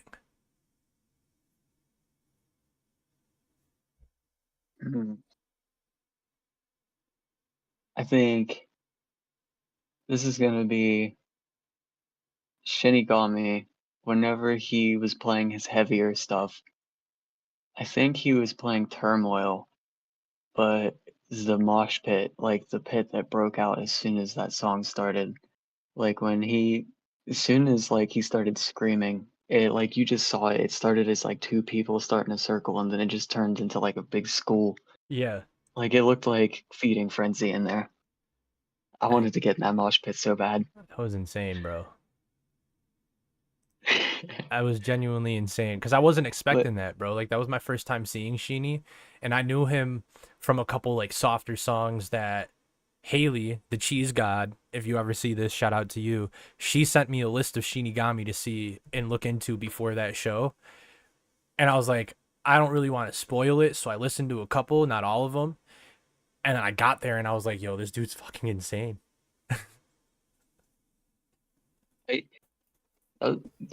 For real, first time seeing him and the energy he was putting off was crazy. And it just wasn't just him, it was the crowd too. The crowd was loving it. Yeah, bro. When He would perform with 93 also, like just the way everyone popped. It's a lot of fun, bro. He, Foxy, in 93 played Old Me at that show. And once the beat started, like everyone, you just heard the scream. It was a good show. It's so good. Facts. We need time machines. It's 2025. Where the fuck is my time machine? I was promised jetpacks and flying cars by now, and all I've got is taxation and Donald Trump. So for me, where the crowd made the show instead of the artist, I mean, it's the artist kind of played into it, but it's that moment at how long was I think I literally remember the timestamp in the video, bro. My Nashville recap, Shrine. I think it's 14 minutes and 14 seconds or 41 seconds, something along those lines, where Sewer is like, I got a new one for you here. It's called Shrine. Everybody goes crazy, you know? Everybody was going crazy no matter what song he said. But he starts, you can see him get into it and kind of like look up because he's not expecting people to know the song, right? And then the second, how you think I look in the street lights, his breath was literally taken from him. Like you can see him like look, like literally it's a millisecond where he's like, oh shit, you know? And everybody's People saying know this already? yeah, bro, and people saying it word for word, bro. I think that crowd, Sewer did phenomenal in Nashville. Don't get me wrong. All right. But I think the crowd is the reason why I find that show so memorable, is because how active that crowd was. Not just for Shrine, but for Harvest in the end, where I was like freaking out on the stream and I played it back in my recap video. Like, there were so many moments, like genuine moments, where every person in that place was jumping up and down, either saying the lyrics, trying to learn the lyrics, or just feeling the music. Like, that crowd made that Nashville show for me. It, like I said, Sewer did phenomenal, but without that 100%, 110% crowd participation, there's a couple stink ass people in the crowd who were being mean and pushing people and running into people and all of that. You know, without the bad people, that crowd was absolutely insane. And I don't think I would have had the same remembrance of that show if the crowd wasn't so crazy. Yo, Julia's here too. Yo, shout out all the Garden Court homies pulling up. Yeah, all the homies are pulling up. This is crazy. John Rendell Ramirez 6089 said hi. What's up, Brody? How you doing? Never seen your name before. If this is your first time tuning into Conversations in the Sewer, this is the podcast from the people who built the community for those who live in it. Shout out to you for tapping in. Give us a like on the stream. Give us a, yeah. Which one is it, Zion?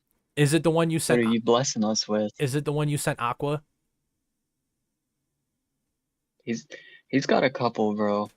If it's There's a couple. if it's I heard one the other day. He sent me a little snippet of, and it's pretty good. he's been cooking with Cassidy Not lately, not gonna so lie. Not gonna lie. It's pretty fire.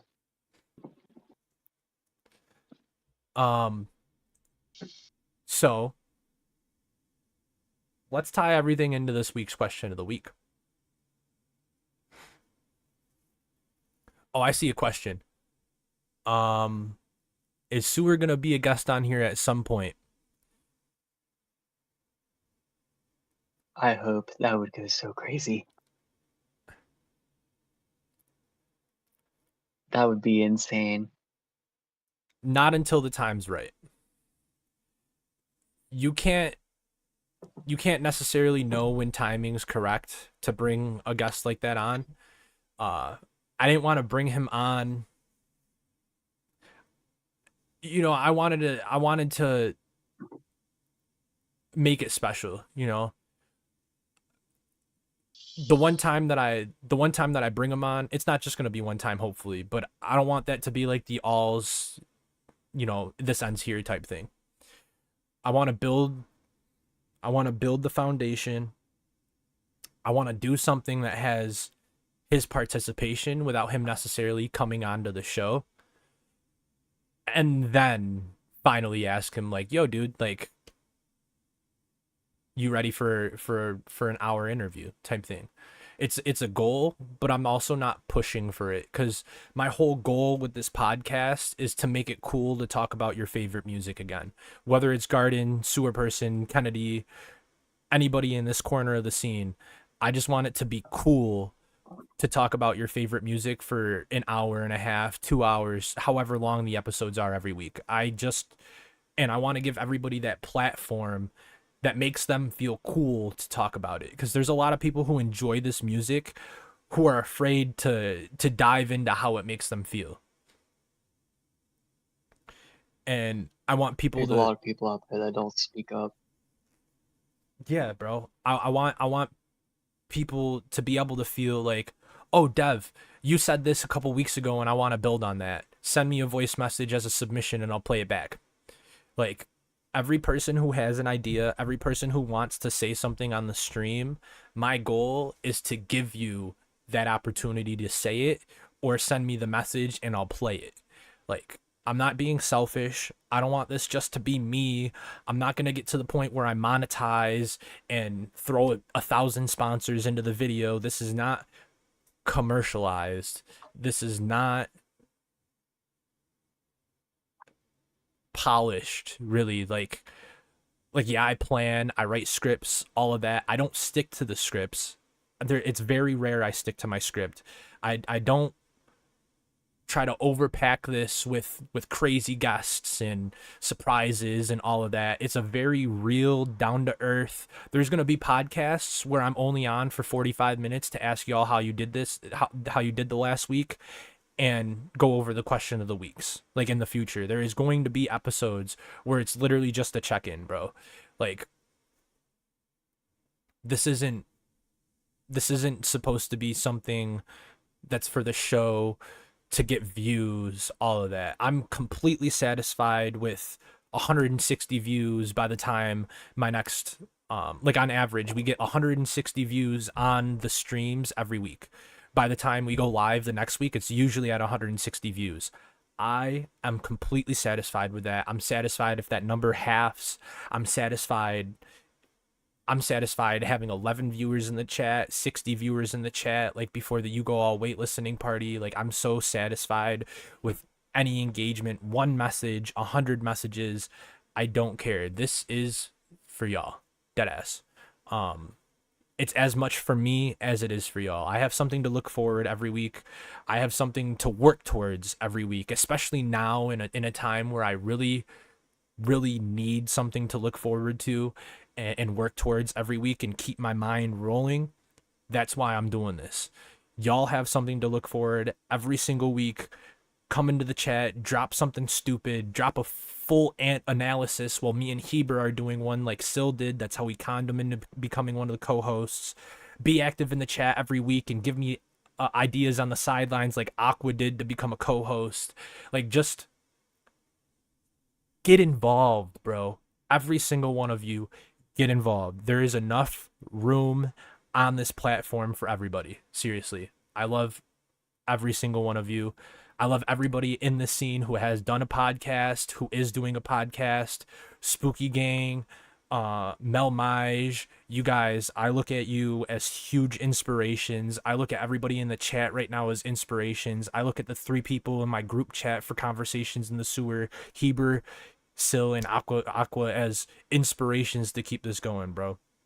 I'm sorry to go on a tangent, but like, that question about getting Sewer on here, bro, I can't stress it enough. Like, I want him on here, but the end goal is to give all of you that platform to come in this chat for 2 hours on a Thursday night and just forget a girl cheated on you for 4 months when y'all were dating. Forget that somebody's saying that they don't want to be in a relationship with you anymore. Forget that somebody, forget everything. Like, it's cool to be here. And that's the the goal of this podcast, is just to make this cool again, because society's moving away from being fans. It's not cool to be a fan anymore. Deadass. In society, it really isn't cool to fanboy over music anymore. People call you a dick rider and all of that, bro. Hit my DMs. Yo, I appreciate you, Zion, for real. I do. Only interview I've ever done was with you. Yo, for real? Let's get you back. Let's get you back, bro. Let's get you Fire. back. We can schedule something where we do something like me and Aqua are tonight, where we just have a conversation back to back. We don't have to do no interview, full on interview again. I think the audience really enjoyed you guys, bro. Like, that was a good episode. That was a really fun episode. JC says it best. He said anyone not tapped into 99 Nights right now is missing out. If you're not Facts. tapped in right now, you're gonna miss out. He's cooking. Facts. He's on some Gordon Ramsay shit. The community, the best part of the underground. It's all one big collab. Can't get too caught in the numbers of it all. If the passion's really there and the drive to create is where the real quality is built. For real. The vibes are immaculate up in here right now. Aqua and Dev would be sick to be involved. I love how bro's trying to create a comfortable atmosphere for the ground peeps. Yo, Nick,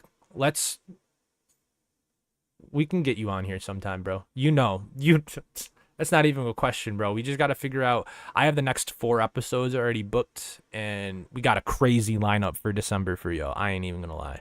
We have a crazy lineup. I'm not spoiling nothing until the week of the gonna go episodes, bro, crazy. but like, We're cooking. We're cooking. y'all have no idea. We got a crazy lineup coming, bro. We got a crazy lineup. Yeah, bro. If you're not tapped in, now's the time. So I'm on the last part of my little notes that I have wrote. So let's tie everything we just talked about for the last hour-ish into the question of About the hour 48, give or take. Yeah, let's tie that into the question of the week. This week's question, if you weren't here in the beginning, don't answer in chat right now. I will not see it. Comment on the live after it goes onto the YouTube if you want to comment and submit through YouTube. I will be posting a flyer that has this question of the week on Instagram tomorrow night. Comment on it or do /confess in any channel of Sewerperson's Discord, which is right at the middle of the screen at the top. If you do /confess in the Discord, include your name because the bot is automatically anonymous. If you don't want to include your name, I don't care. I like to say people's names if you know. This week's question of the week is, what is one live moment that made you see an artist differently? Aqua. What's your answer for that?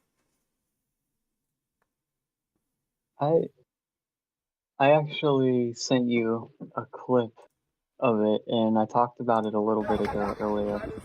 It was Lakewood, Ohio. It wasn't necessarily live. It was after the show, but I guess technically it considers a live performance, considering he brought the instrument out. Garden and Reserved threw together a little "I Think You're Really Cool" session here. A fan had brought his ukulele, which you can see that's what Garden's Thanks. holding.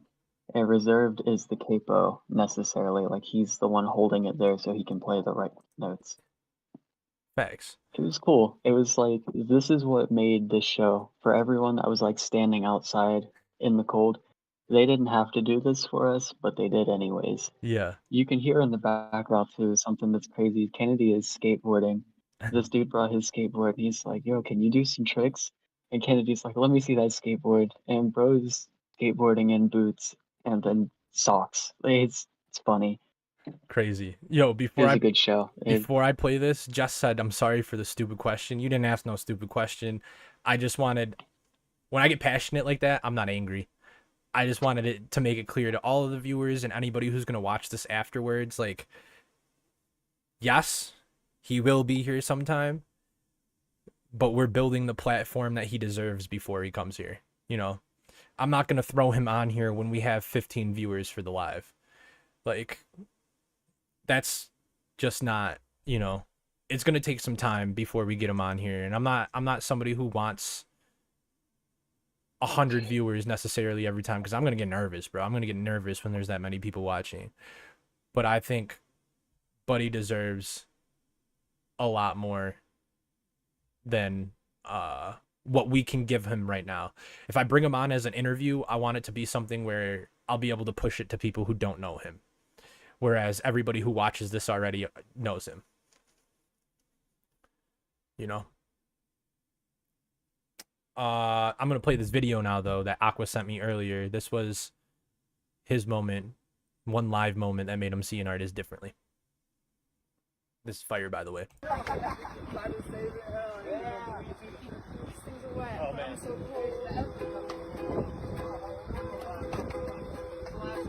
Wait. Do you have audio? Yeah, it's on YouTube. If you're on Discord, you can't see it. You can't listen. I'm not gonna stream. Sorry. Okay. Sorry, guys. No, you're good, you're good.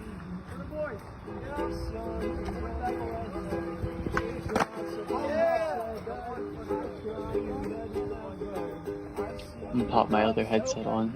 So I'm just... I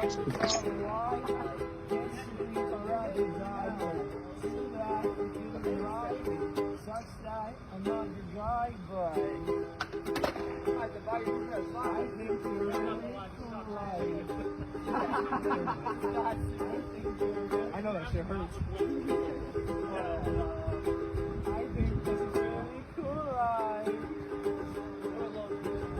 Think you're really cool, like.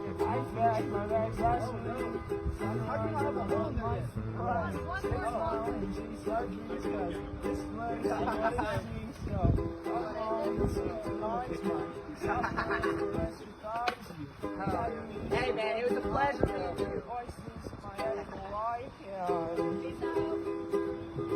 I think you're really cool, like. Fired. Absolutely fired, bro. That's such a goated moment. Stop. Sorry, it was playing more than I wanted it to. I wish it would have let me send the whole thing, but you get the point. That was really cool. It was so cold out there. Bro did not have to do that for us. Mm-hmm. It was that moment. I was kind of like, yeah, this guy, he cares about what he does. He's not just here for money or clout. Yeah. He's like putting time and effort into his art. He's making it for people that actually like it, that Facts. actually feel something from it. Facts. You got a moment like that, Dev? You had any moment from any show where you're like, oh, like this is fire. I've never seen this before. Instant fan. Funny enough, my moment was Garden too. My moment was Garden on their first tour together, Sewerperson and Garden, voluntary confinement, Rec Room in Buffalo. Garden is a local artist to me. I've known of his music for a very long time. Listened to it, but didn't absorb it. I called him a gateway artist in the Scene Builders episode for a reason, because I found Garden, found Gucci High Waters, and fell deep headfirst into Gucci High Waters. Didn't really, like, no joke, didn't really pay Garden too much mind until that voluntary confinement tour in Buffalo. I heard the songs, and then I heard his voice. And his voice in real life sounds just like his voice on his songs. When you have the whole crowd singing every song word for word, waving their arms like this, and I'm sitting here, somebody who knows of Garden, supported him. I know like his one of his family members. It was different to see his music in that space. And in the pictures that I have with him, in the live videos, you can literally see, like, I look right at Garden and I'm like, bro, I haven't listened to your music in years.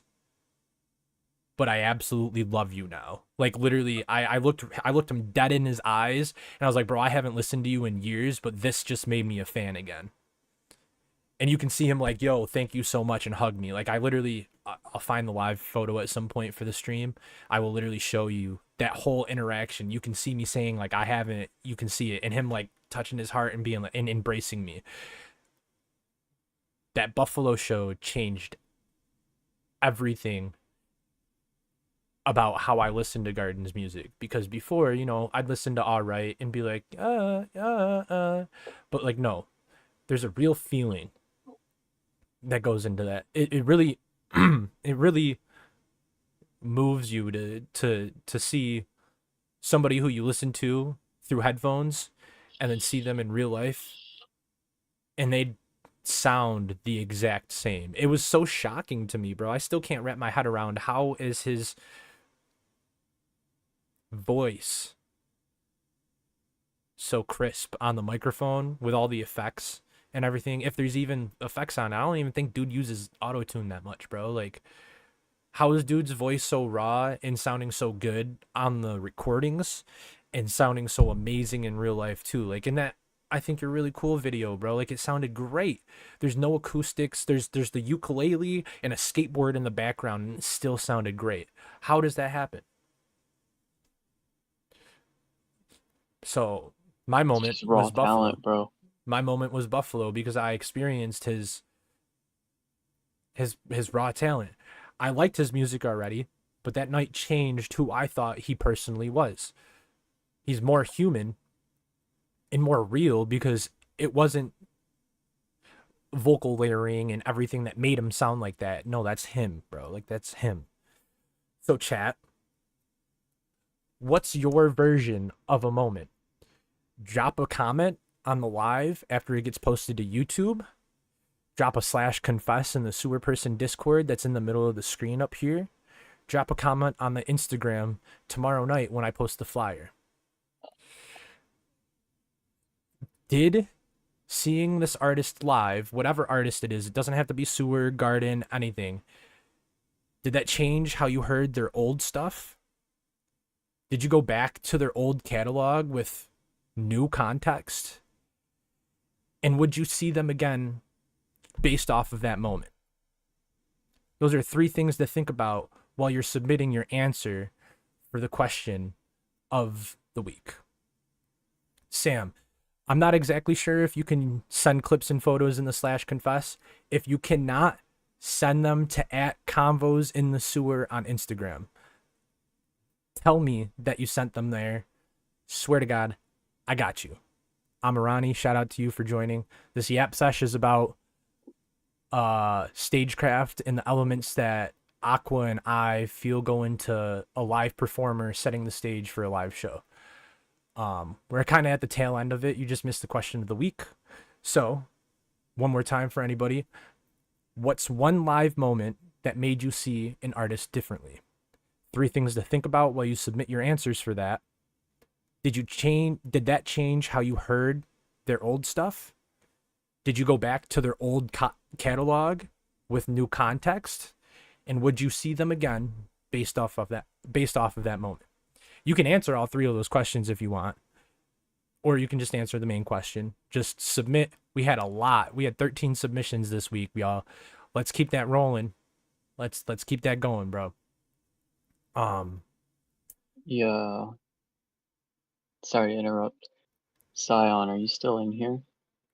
If so, do we want to play his song for the outro? He gave me the thumbs up and the one I was talking about. Send me a link. Yeah. Your cam's froze, by the way, Aqua.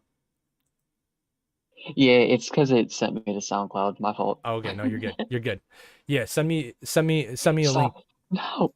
Send me the link, and I'll put it as one of the outro songs. We do have some already in there, but I will play unreleased and new unreleased. That's fire. Let's do it. So, I think defining moments and live moments that change how you see an artist is the heart of Stagecraft, because you can change someone's story about you in one night if you plan it right. The music gets people in the door. How you build the show is what rewires their brain about who you are and keeps them coming back.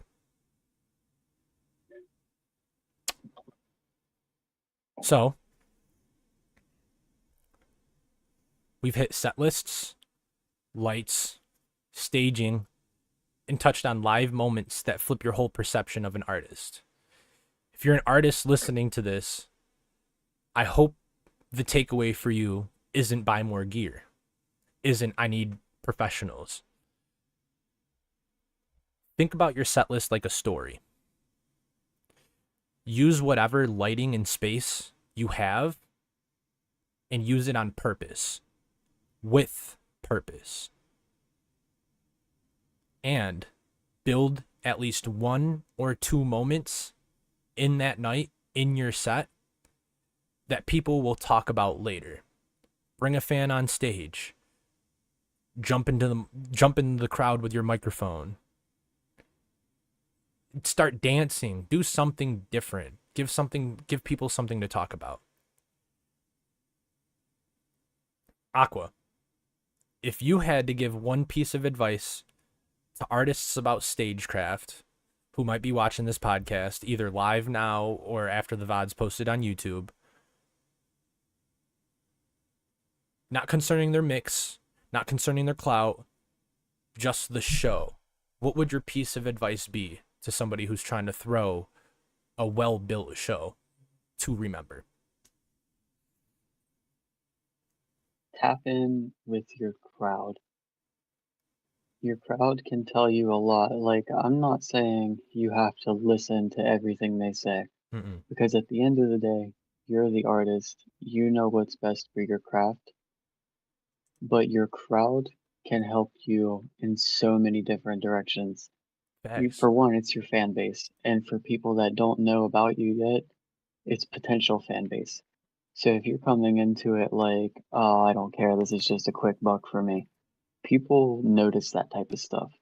You can tell whenever you walk into a bar, it's going to fit like 300 people if they actually took the time and they cared about how their fans are going to feel. Yeah. If their fans are going to be uncomfortable, if they're going to enjoy the show. It's more or less like, take that time to interact, take that time to build a connection with your fans. Yeah. Something like that. I couldn't say it better. Really, that would be my piece of advice too, is like, interact with your crowd. Sil said something. Sil, what'd you say? Let me see. Chat's not showing it all. I'm kind of butting in here because I think this is really important, but don't mask your excuse me. Don't mask your personality when you perform. Yes. Let your personality help dictate how you perform. It'll help to breathe life into your performances, and it really changes the ways in which people view you as a performer, but also the music, your energy, and who you are really makes or breaks it. Facts. Literally facts. It's very important to remain yourself, to remain real, to not put on that facade. A lot of people care about an image and everything, but in this corner that we're in, kind of like Urban said in their submission earlier, mainstream is focused on that image and maintaining their image and getting pushed in more marketing and stuff. The underground, we don't really have an image to portray. We're just being real people. That's why this music resonates so deeply with so many people, is because it's real. Nobody's out here, I'm rich and blah blah blah, and throwing it in your face. Like, really, and that's why the scene is going to stay alive no matter how many artists are making music and whether they're making it together or not, and whether old friends are falling out or not. Whatever is going on, this underground scene in this corner of the underground that we are in will stay alive because of the interactions that we've had and because of how real these artists are with us. If you don't know, the Night Vibes Collective is dropping, I believe, a song, if not a project. I don't know if it's a song or a project. Don't have any insider information. In 55 minutes. They will be live on Instagram. go check out the Night Vibes homies. That's Scotty, Swain, Eric Godlow, Sewer, and I believe, based on the picture that was released, Andrew, Mr. Manager, will be there with them tonight. Go check that out. Show them some love. If you join the IG Live, drop a W Convos in the Sewer in the IG Live. Don't spam it, but just drop it so they can shout us out. Be a W clip. I ain't gonna lie. That would be a W clip. Like, chat, help me out, man. Get them, you know, come on, man. You know, let's do that, bro. Let's do that. Aqua, though, before I switch to an outro, do you have anything left to say? No, I think we covered all topics tonight. I had a good time. This is fun. I can't wait to do more of this. Usually I have a hard time talking. I'm not the most social butterfly. I'm kind of agoraphobic, manic depressed maniac, but this kind of stuff is cool. Isn't this gives me easy? a chance to talk, to speak my true mind. It's so much easier to talk whenever I don't know. I don't even feel like I'm talking to like an audience per se. I feel like I'm just talking in like a group of friends. For the It homies, kind of bro. feels like I'm in the blunt rotation with the homies again, if that makes sense. Straight up. See, like, now you know what I mean when I'm like, I'm nervous, and then I press that go live button and I'm not nervous no more, bro. You know, like, I plan for perfection and then don't give a fuck about perfection as soon as I press that go live button. Cause that's what I was just saying, bro. I'm not worried about maintaining that image of being a perfect podcast host, bro. I'm not afraid for the screens to mess up. I'm not afraid to leak my IG DMs like I did earlier. Like, you know, like, we're all here because we all love the music. I'm very, very, very happy that we got you on for your first episode. If y'all are not aware, Aqua was most recently brought on as the most recent addition to the staff on Conversations in the Sewer. That is bringing your total number of hosts to 4. It is me, it is Sil, it is Heber, and it is Aquafina. All 4 have the ability to push their own content, to push their own agenda. If they hit me up and they're like, yo, I want to go live every other Tuesday. Yo, I want to go live this Saturday and then this Tuesday and then blah, blah, blah. Whatever they want to do, as long as it makes sense, I'm going with it. I trust them just as much as y'all trust me. Deadass.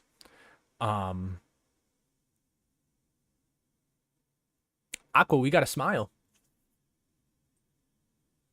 We got to smile Hey, for big the chat. smiles in the chat. Big smiles in the chat. Big smiles in the Y'all chat. ready for the episode ending smile, bro? Here's a good smile, bro. Yo, drop some more hearts in the chat. I want to see that shit flooded. Dev, hearts for Aqua. We just hearts all around. Drop that shit. Hearts for the Keep it hearts flooded. for the Sewer Keep it Person flooded. community, for the underground scene that we're in, not just Yeah. for me and Aqua, for y'all showing up every Hearts single for the week, podcast. Hearts for everyone. for us having a consistent number of viewers for this whole podcast, bruh. That is absolutely all right. That's crazy. Heart for Aqua. What about mine? Okay, what about mine, bro? That's crazy. That's crazy. She gonna do me like whatever. I bet. Bro, I literally said hearts for Dev. That's crazy. I'm Roddy that only Aqua. Just- No way. Slamming him like that. It's That's crazy. I see you. I know how it is. Hearts for Dev. Yeah. What's good?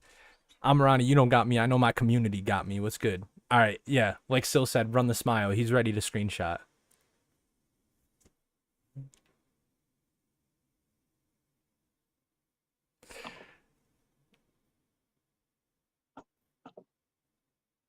Did we get it?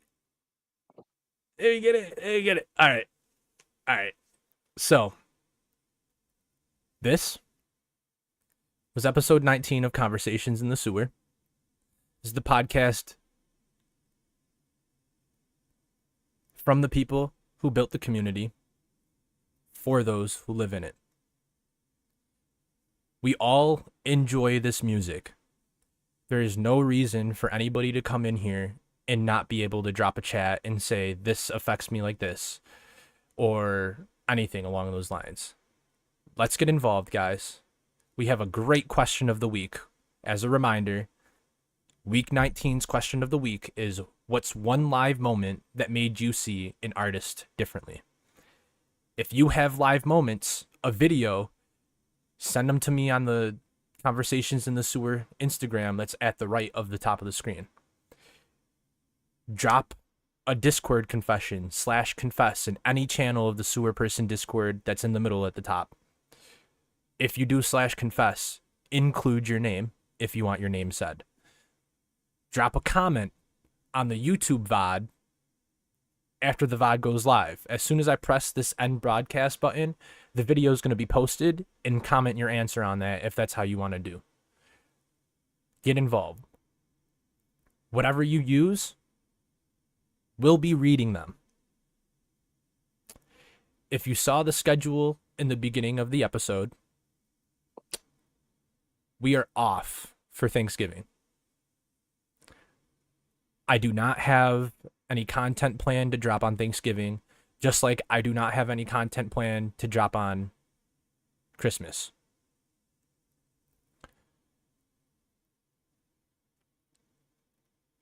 I believe I will be around for Christmas, so I may do something for the community, like a listening party or something along those lines. But don't expect a full form episode.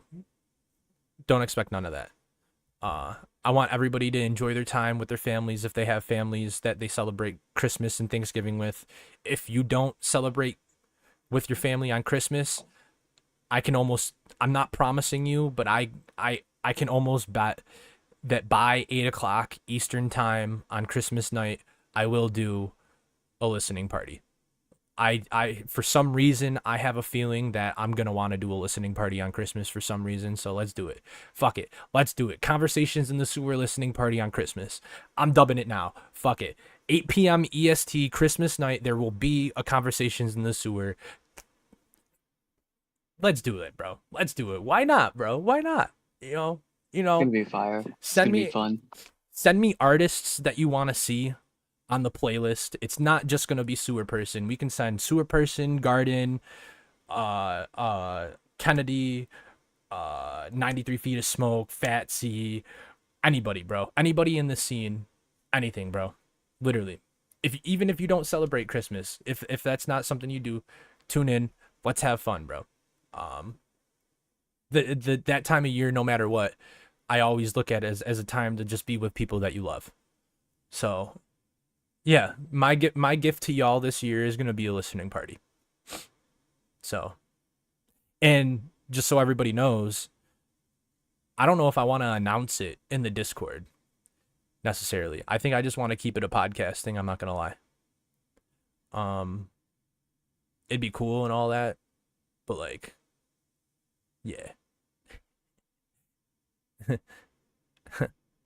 Podcast exclusive. Anyways, question of the week gonna be posted. Drop a comment, like the stream if you haven't already liked the stream. Your engagement goes so far. Every single like goes so far. Y'all have absolutely no idea how the analytics look after I get every single one of you to like versus when you guys don't like. You can literally see it in the episodes. Go run that Nashville recap video back, bro. It's almost at 850 views. Holy shit, bro. Holy shit. Absolutely insane. Only liking it because of Aqua, by the way. Bro. That's crazy work. I'm wrapping this up, bro. I'm wrapping this up.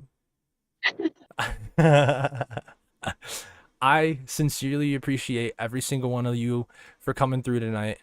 Aqua, bro, you know we are already locked in for life, bro. Whether it was conversations in the sewer co-hosts or not, bro.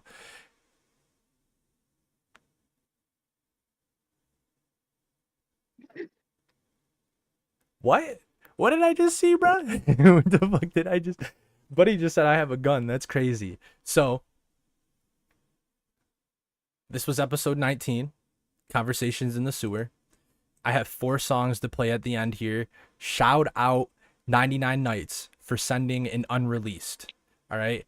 If y'all don't know, then you're gonna know that this is one of the GOATs, the upcoming GOATs. He is half of Forgetful. If you don't know him for his solo stuff, you know him for Inconsistent. Look his solo stuff up. 99 Nights is dope. His sound is nightly. It literally is nightly. There's no other explanation. The words he uses, the settings he places, the layouts, all of that. It's all calculated, and he's doing a fantastic job, going absolutely crazy with Who Killed Cassidy. Shout out to Cassidy. This, I believe, is called House of Leaves. I don't know who it's produced by. Shout out to 99 Nights for sending us the unreleased. Shout out to Aquafina for coming through and co-hosting this episode with me. First episode on Convos in the Sewer, man. W Aqua, bro. W Aqua. This is produced by Wayside thanks and for having me. Jolst. Funny story for y'all. Jolst is the first producer I bought an exclusive beat from. And I was the first person who bought an exclusive beat from Jolst. Weird flex, but like, come on, man. That's fire, bro. That's so fire, bro. That's so fire. We want more of Aqua. Too bad for you. He's locked in. He got a girl. Fuck. Made me jealous out here, Aqua. Fuck. Yeah. Anyways. Yeah, bro. My fiance in this chat, she gon' tear you up. Chill. No fight in my chat. No fight in my chat. No fight in my chat. Anyways, 99 Nights, House of Leaves, produced by Wayside and Jolst. Thanks everybody for coming through tonight. I hope everybody enjoyed the conversational podcast. I think I like this layout the best. I'm not gonna lie.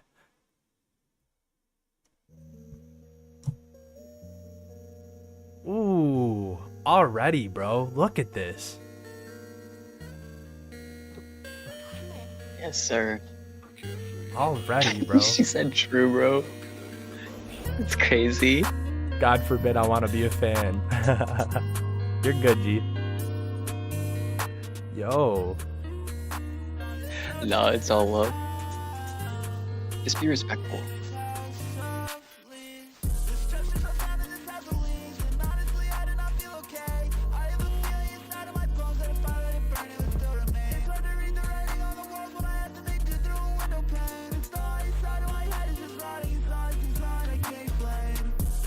I'm trying to smoke a blunt to this. What?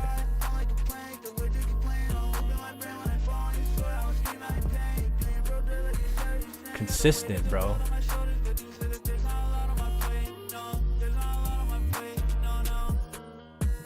Hey.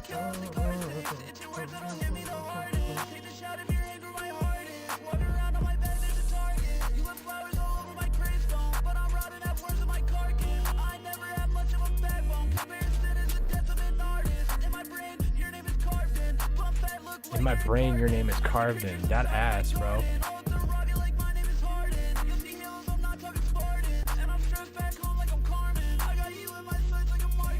Oh my god.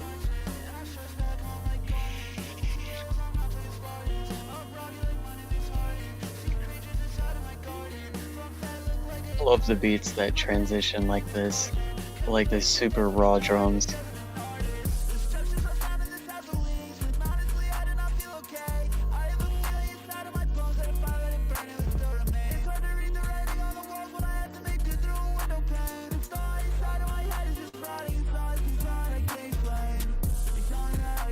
God, bro.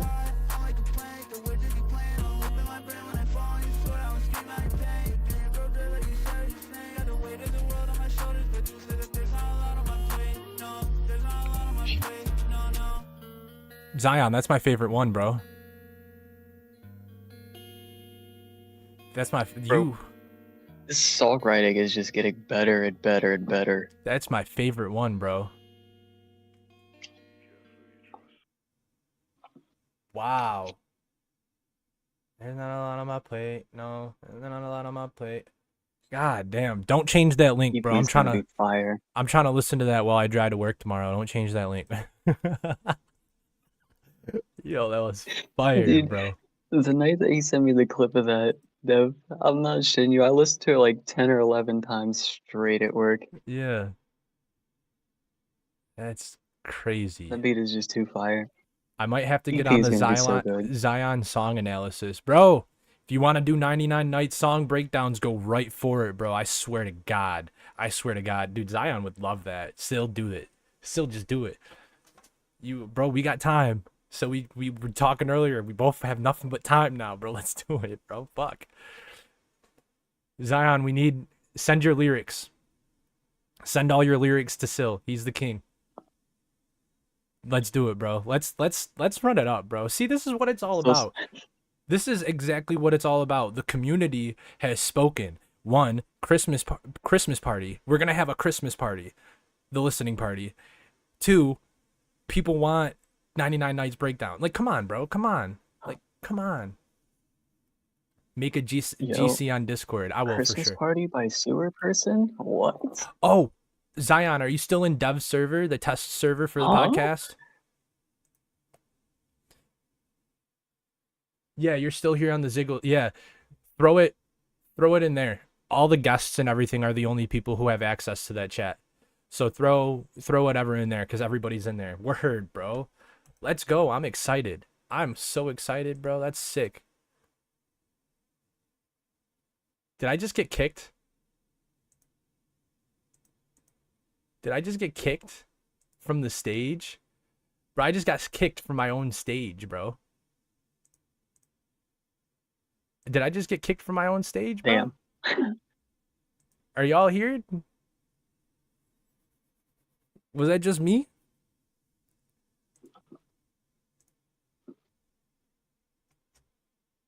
My screen was blue for a second, but it's good now. What just happened to Discord, bro? That was crazy. Anyways, it's clearly, bro, this is the time, you know, Discord, YouTube, Instagram, TikTok, they don't want me to win. I'm finna get out of here before shit starts going bad, bro. I'm glad everybody who's still here enjoyed the podcast. I had a lot of fun. I'm going to do a format like this with Sil and with Heber. So if you guys are both still, I know Sil's still here. Heber, if you're still here, get ready for that, bro. We're going to go questions and stuff, bro. This was so much fun, bro. If y'all are familiar with the podcast, this is the theme song produced by Yunny Golds, Lovesick by Sewerperson.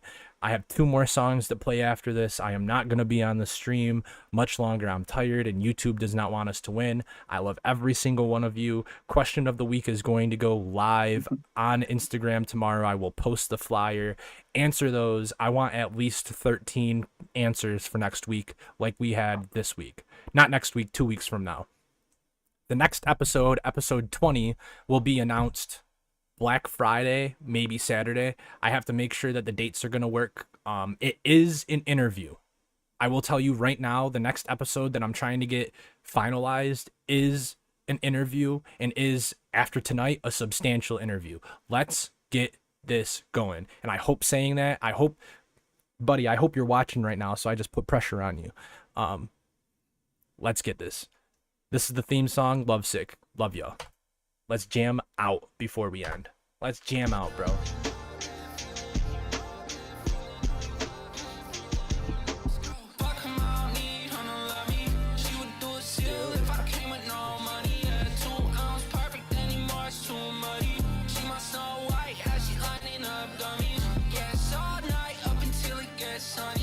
I'll be alright with this toast in my tummy, yeah.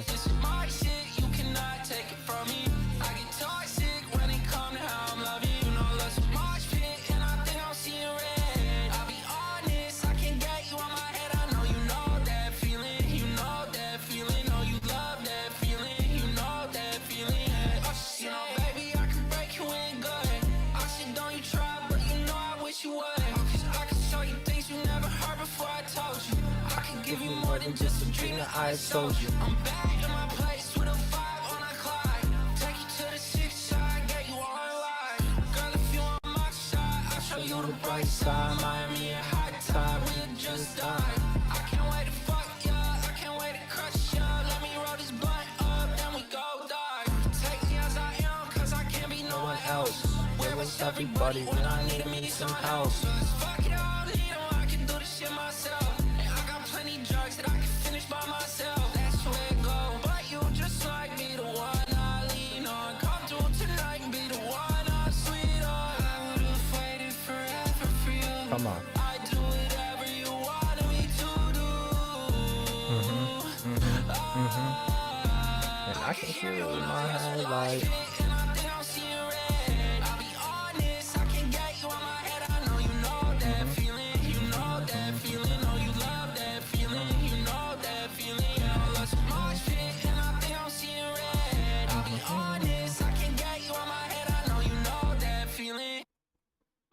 Anya, you were asking when that 99 Night song is dropping. I believe December. Fuck. Aqua, do you have the date that that's dropping, bro? I don't know when that one's dropping. I know it's not as I think he said it's gonna be on his EP. okay. Pretty positive he said it's gonna be on his EP, but don't quote me on that. Word. Word. Don't know when it's dropping. Stay tuned.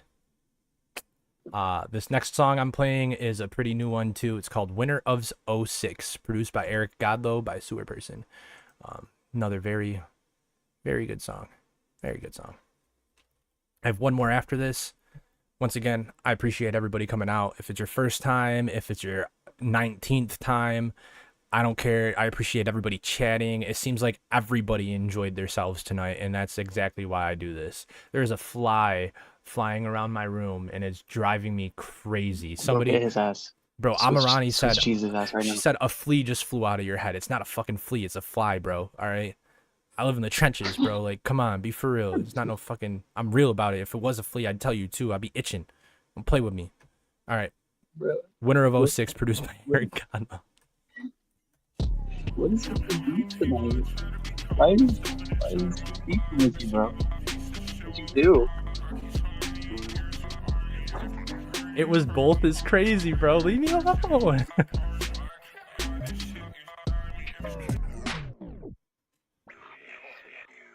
I knew.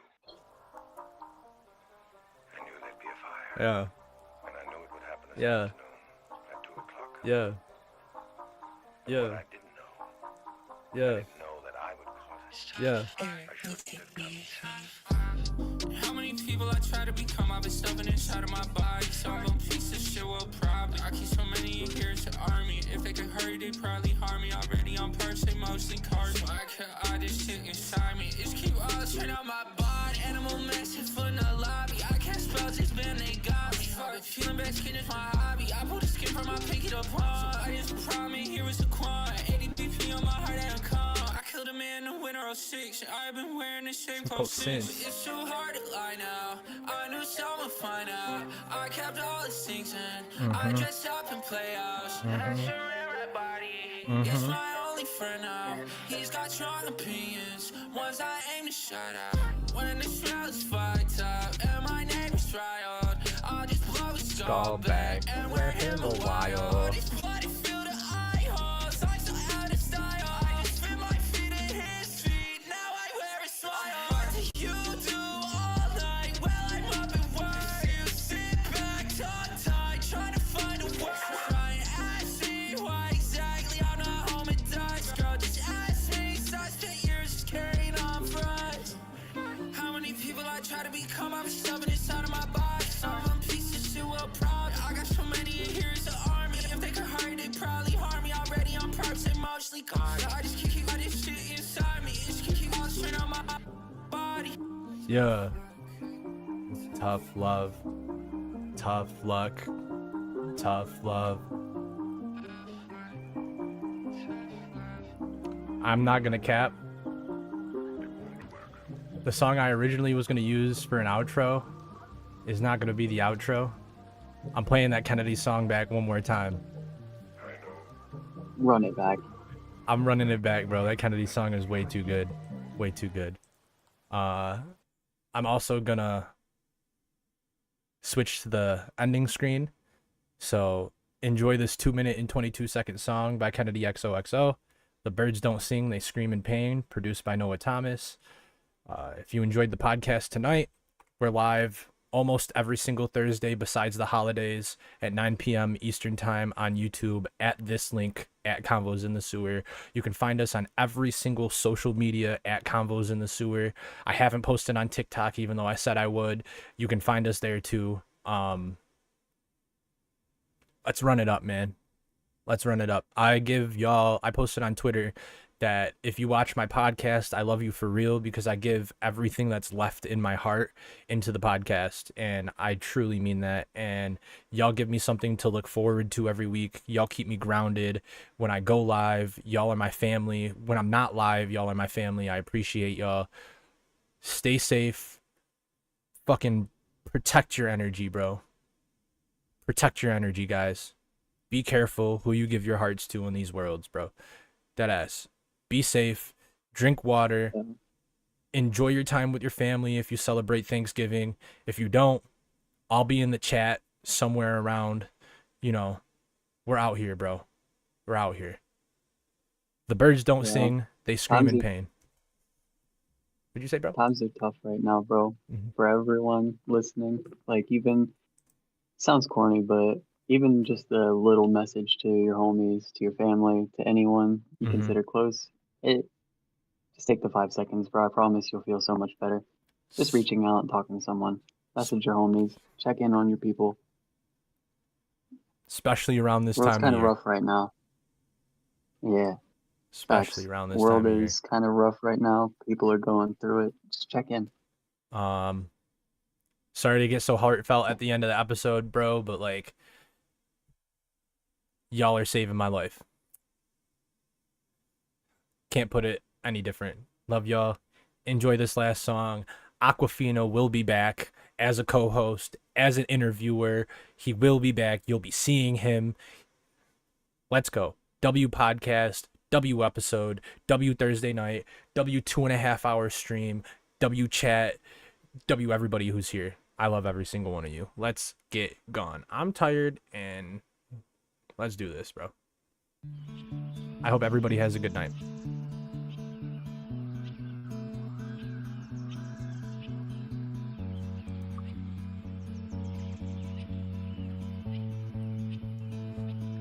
We can sit on your porch steps and stare at the stars. I don't think we're as important as they say that we are. She said there's nowhere to go. I said you're safe in my arms. Said I wanna go home. She said you already are. She said you already are. I got a blast off. I'm about to win big like a scratch off. And she begging me like, no, don't leave, but you don't know me, cause I never took the mask off. Hard-headed, you would think that it was asphalt. Mama told me it was probably my dad's fault. It's too late for me to go home now, and I won't slow down, and I'm probably gonna pass y'all.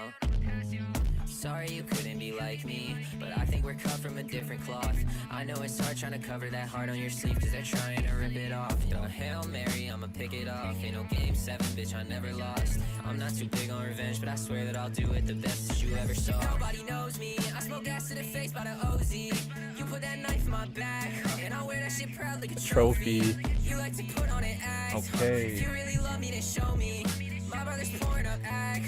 2 4s and a Sprite like Kobe. That's my homie.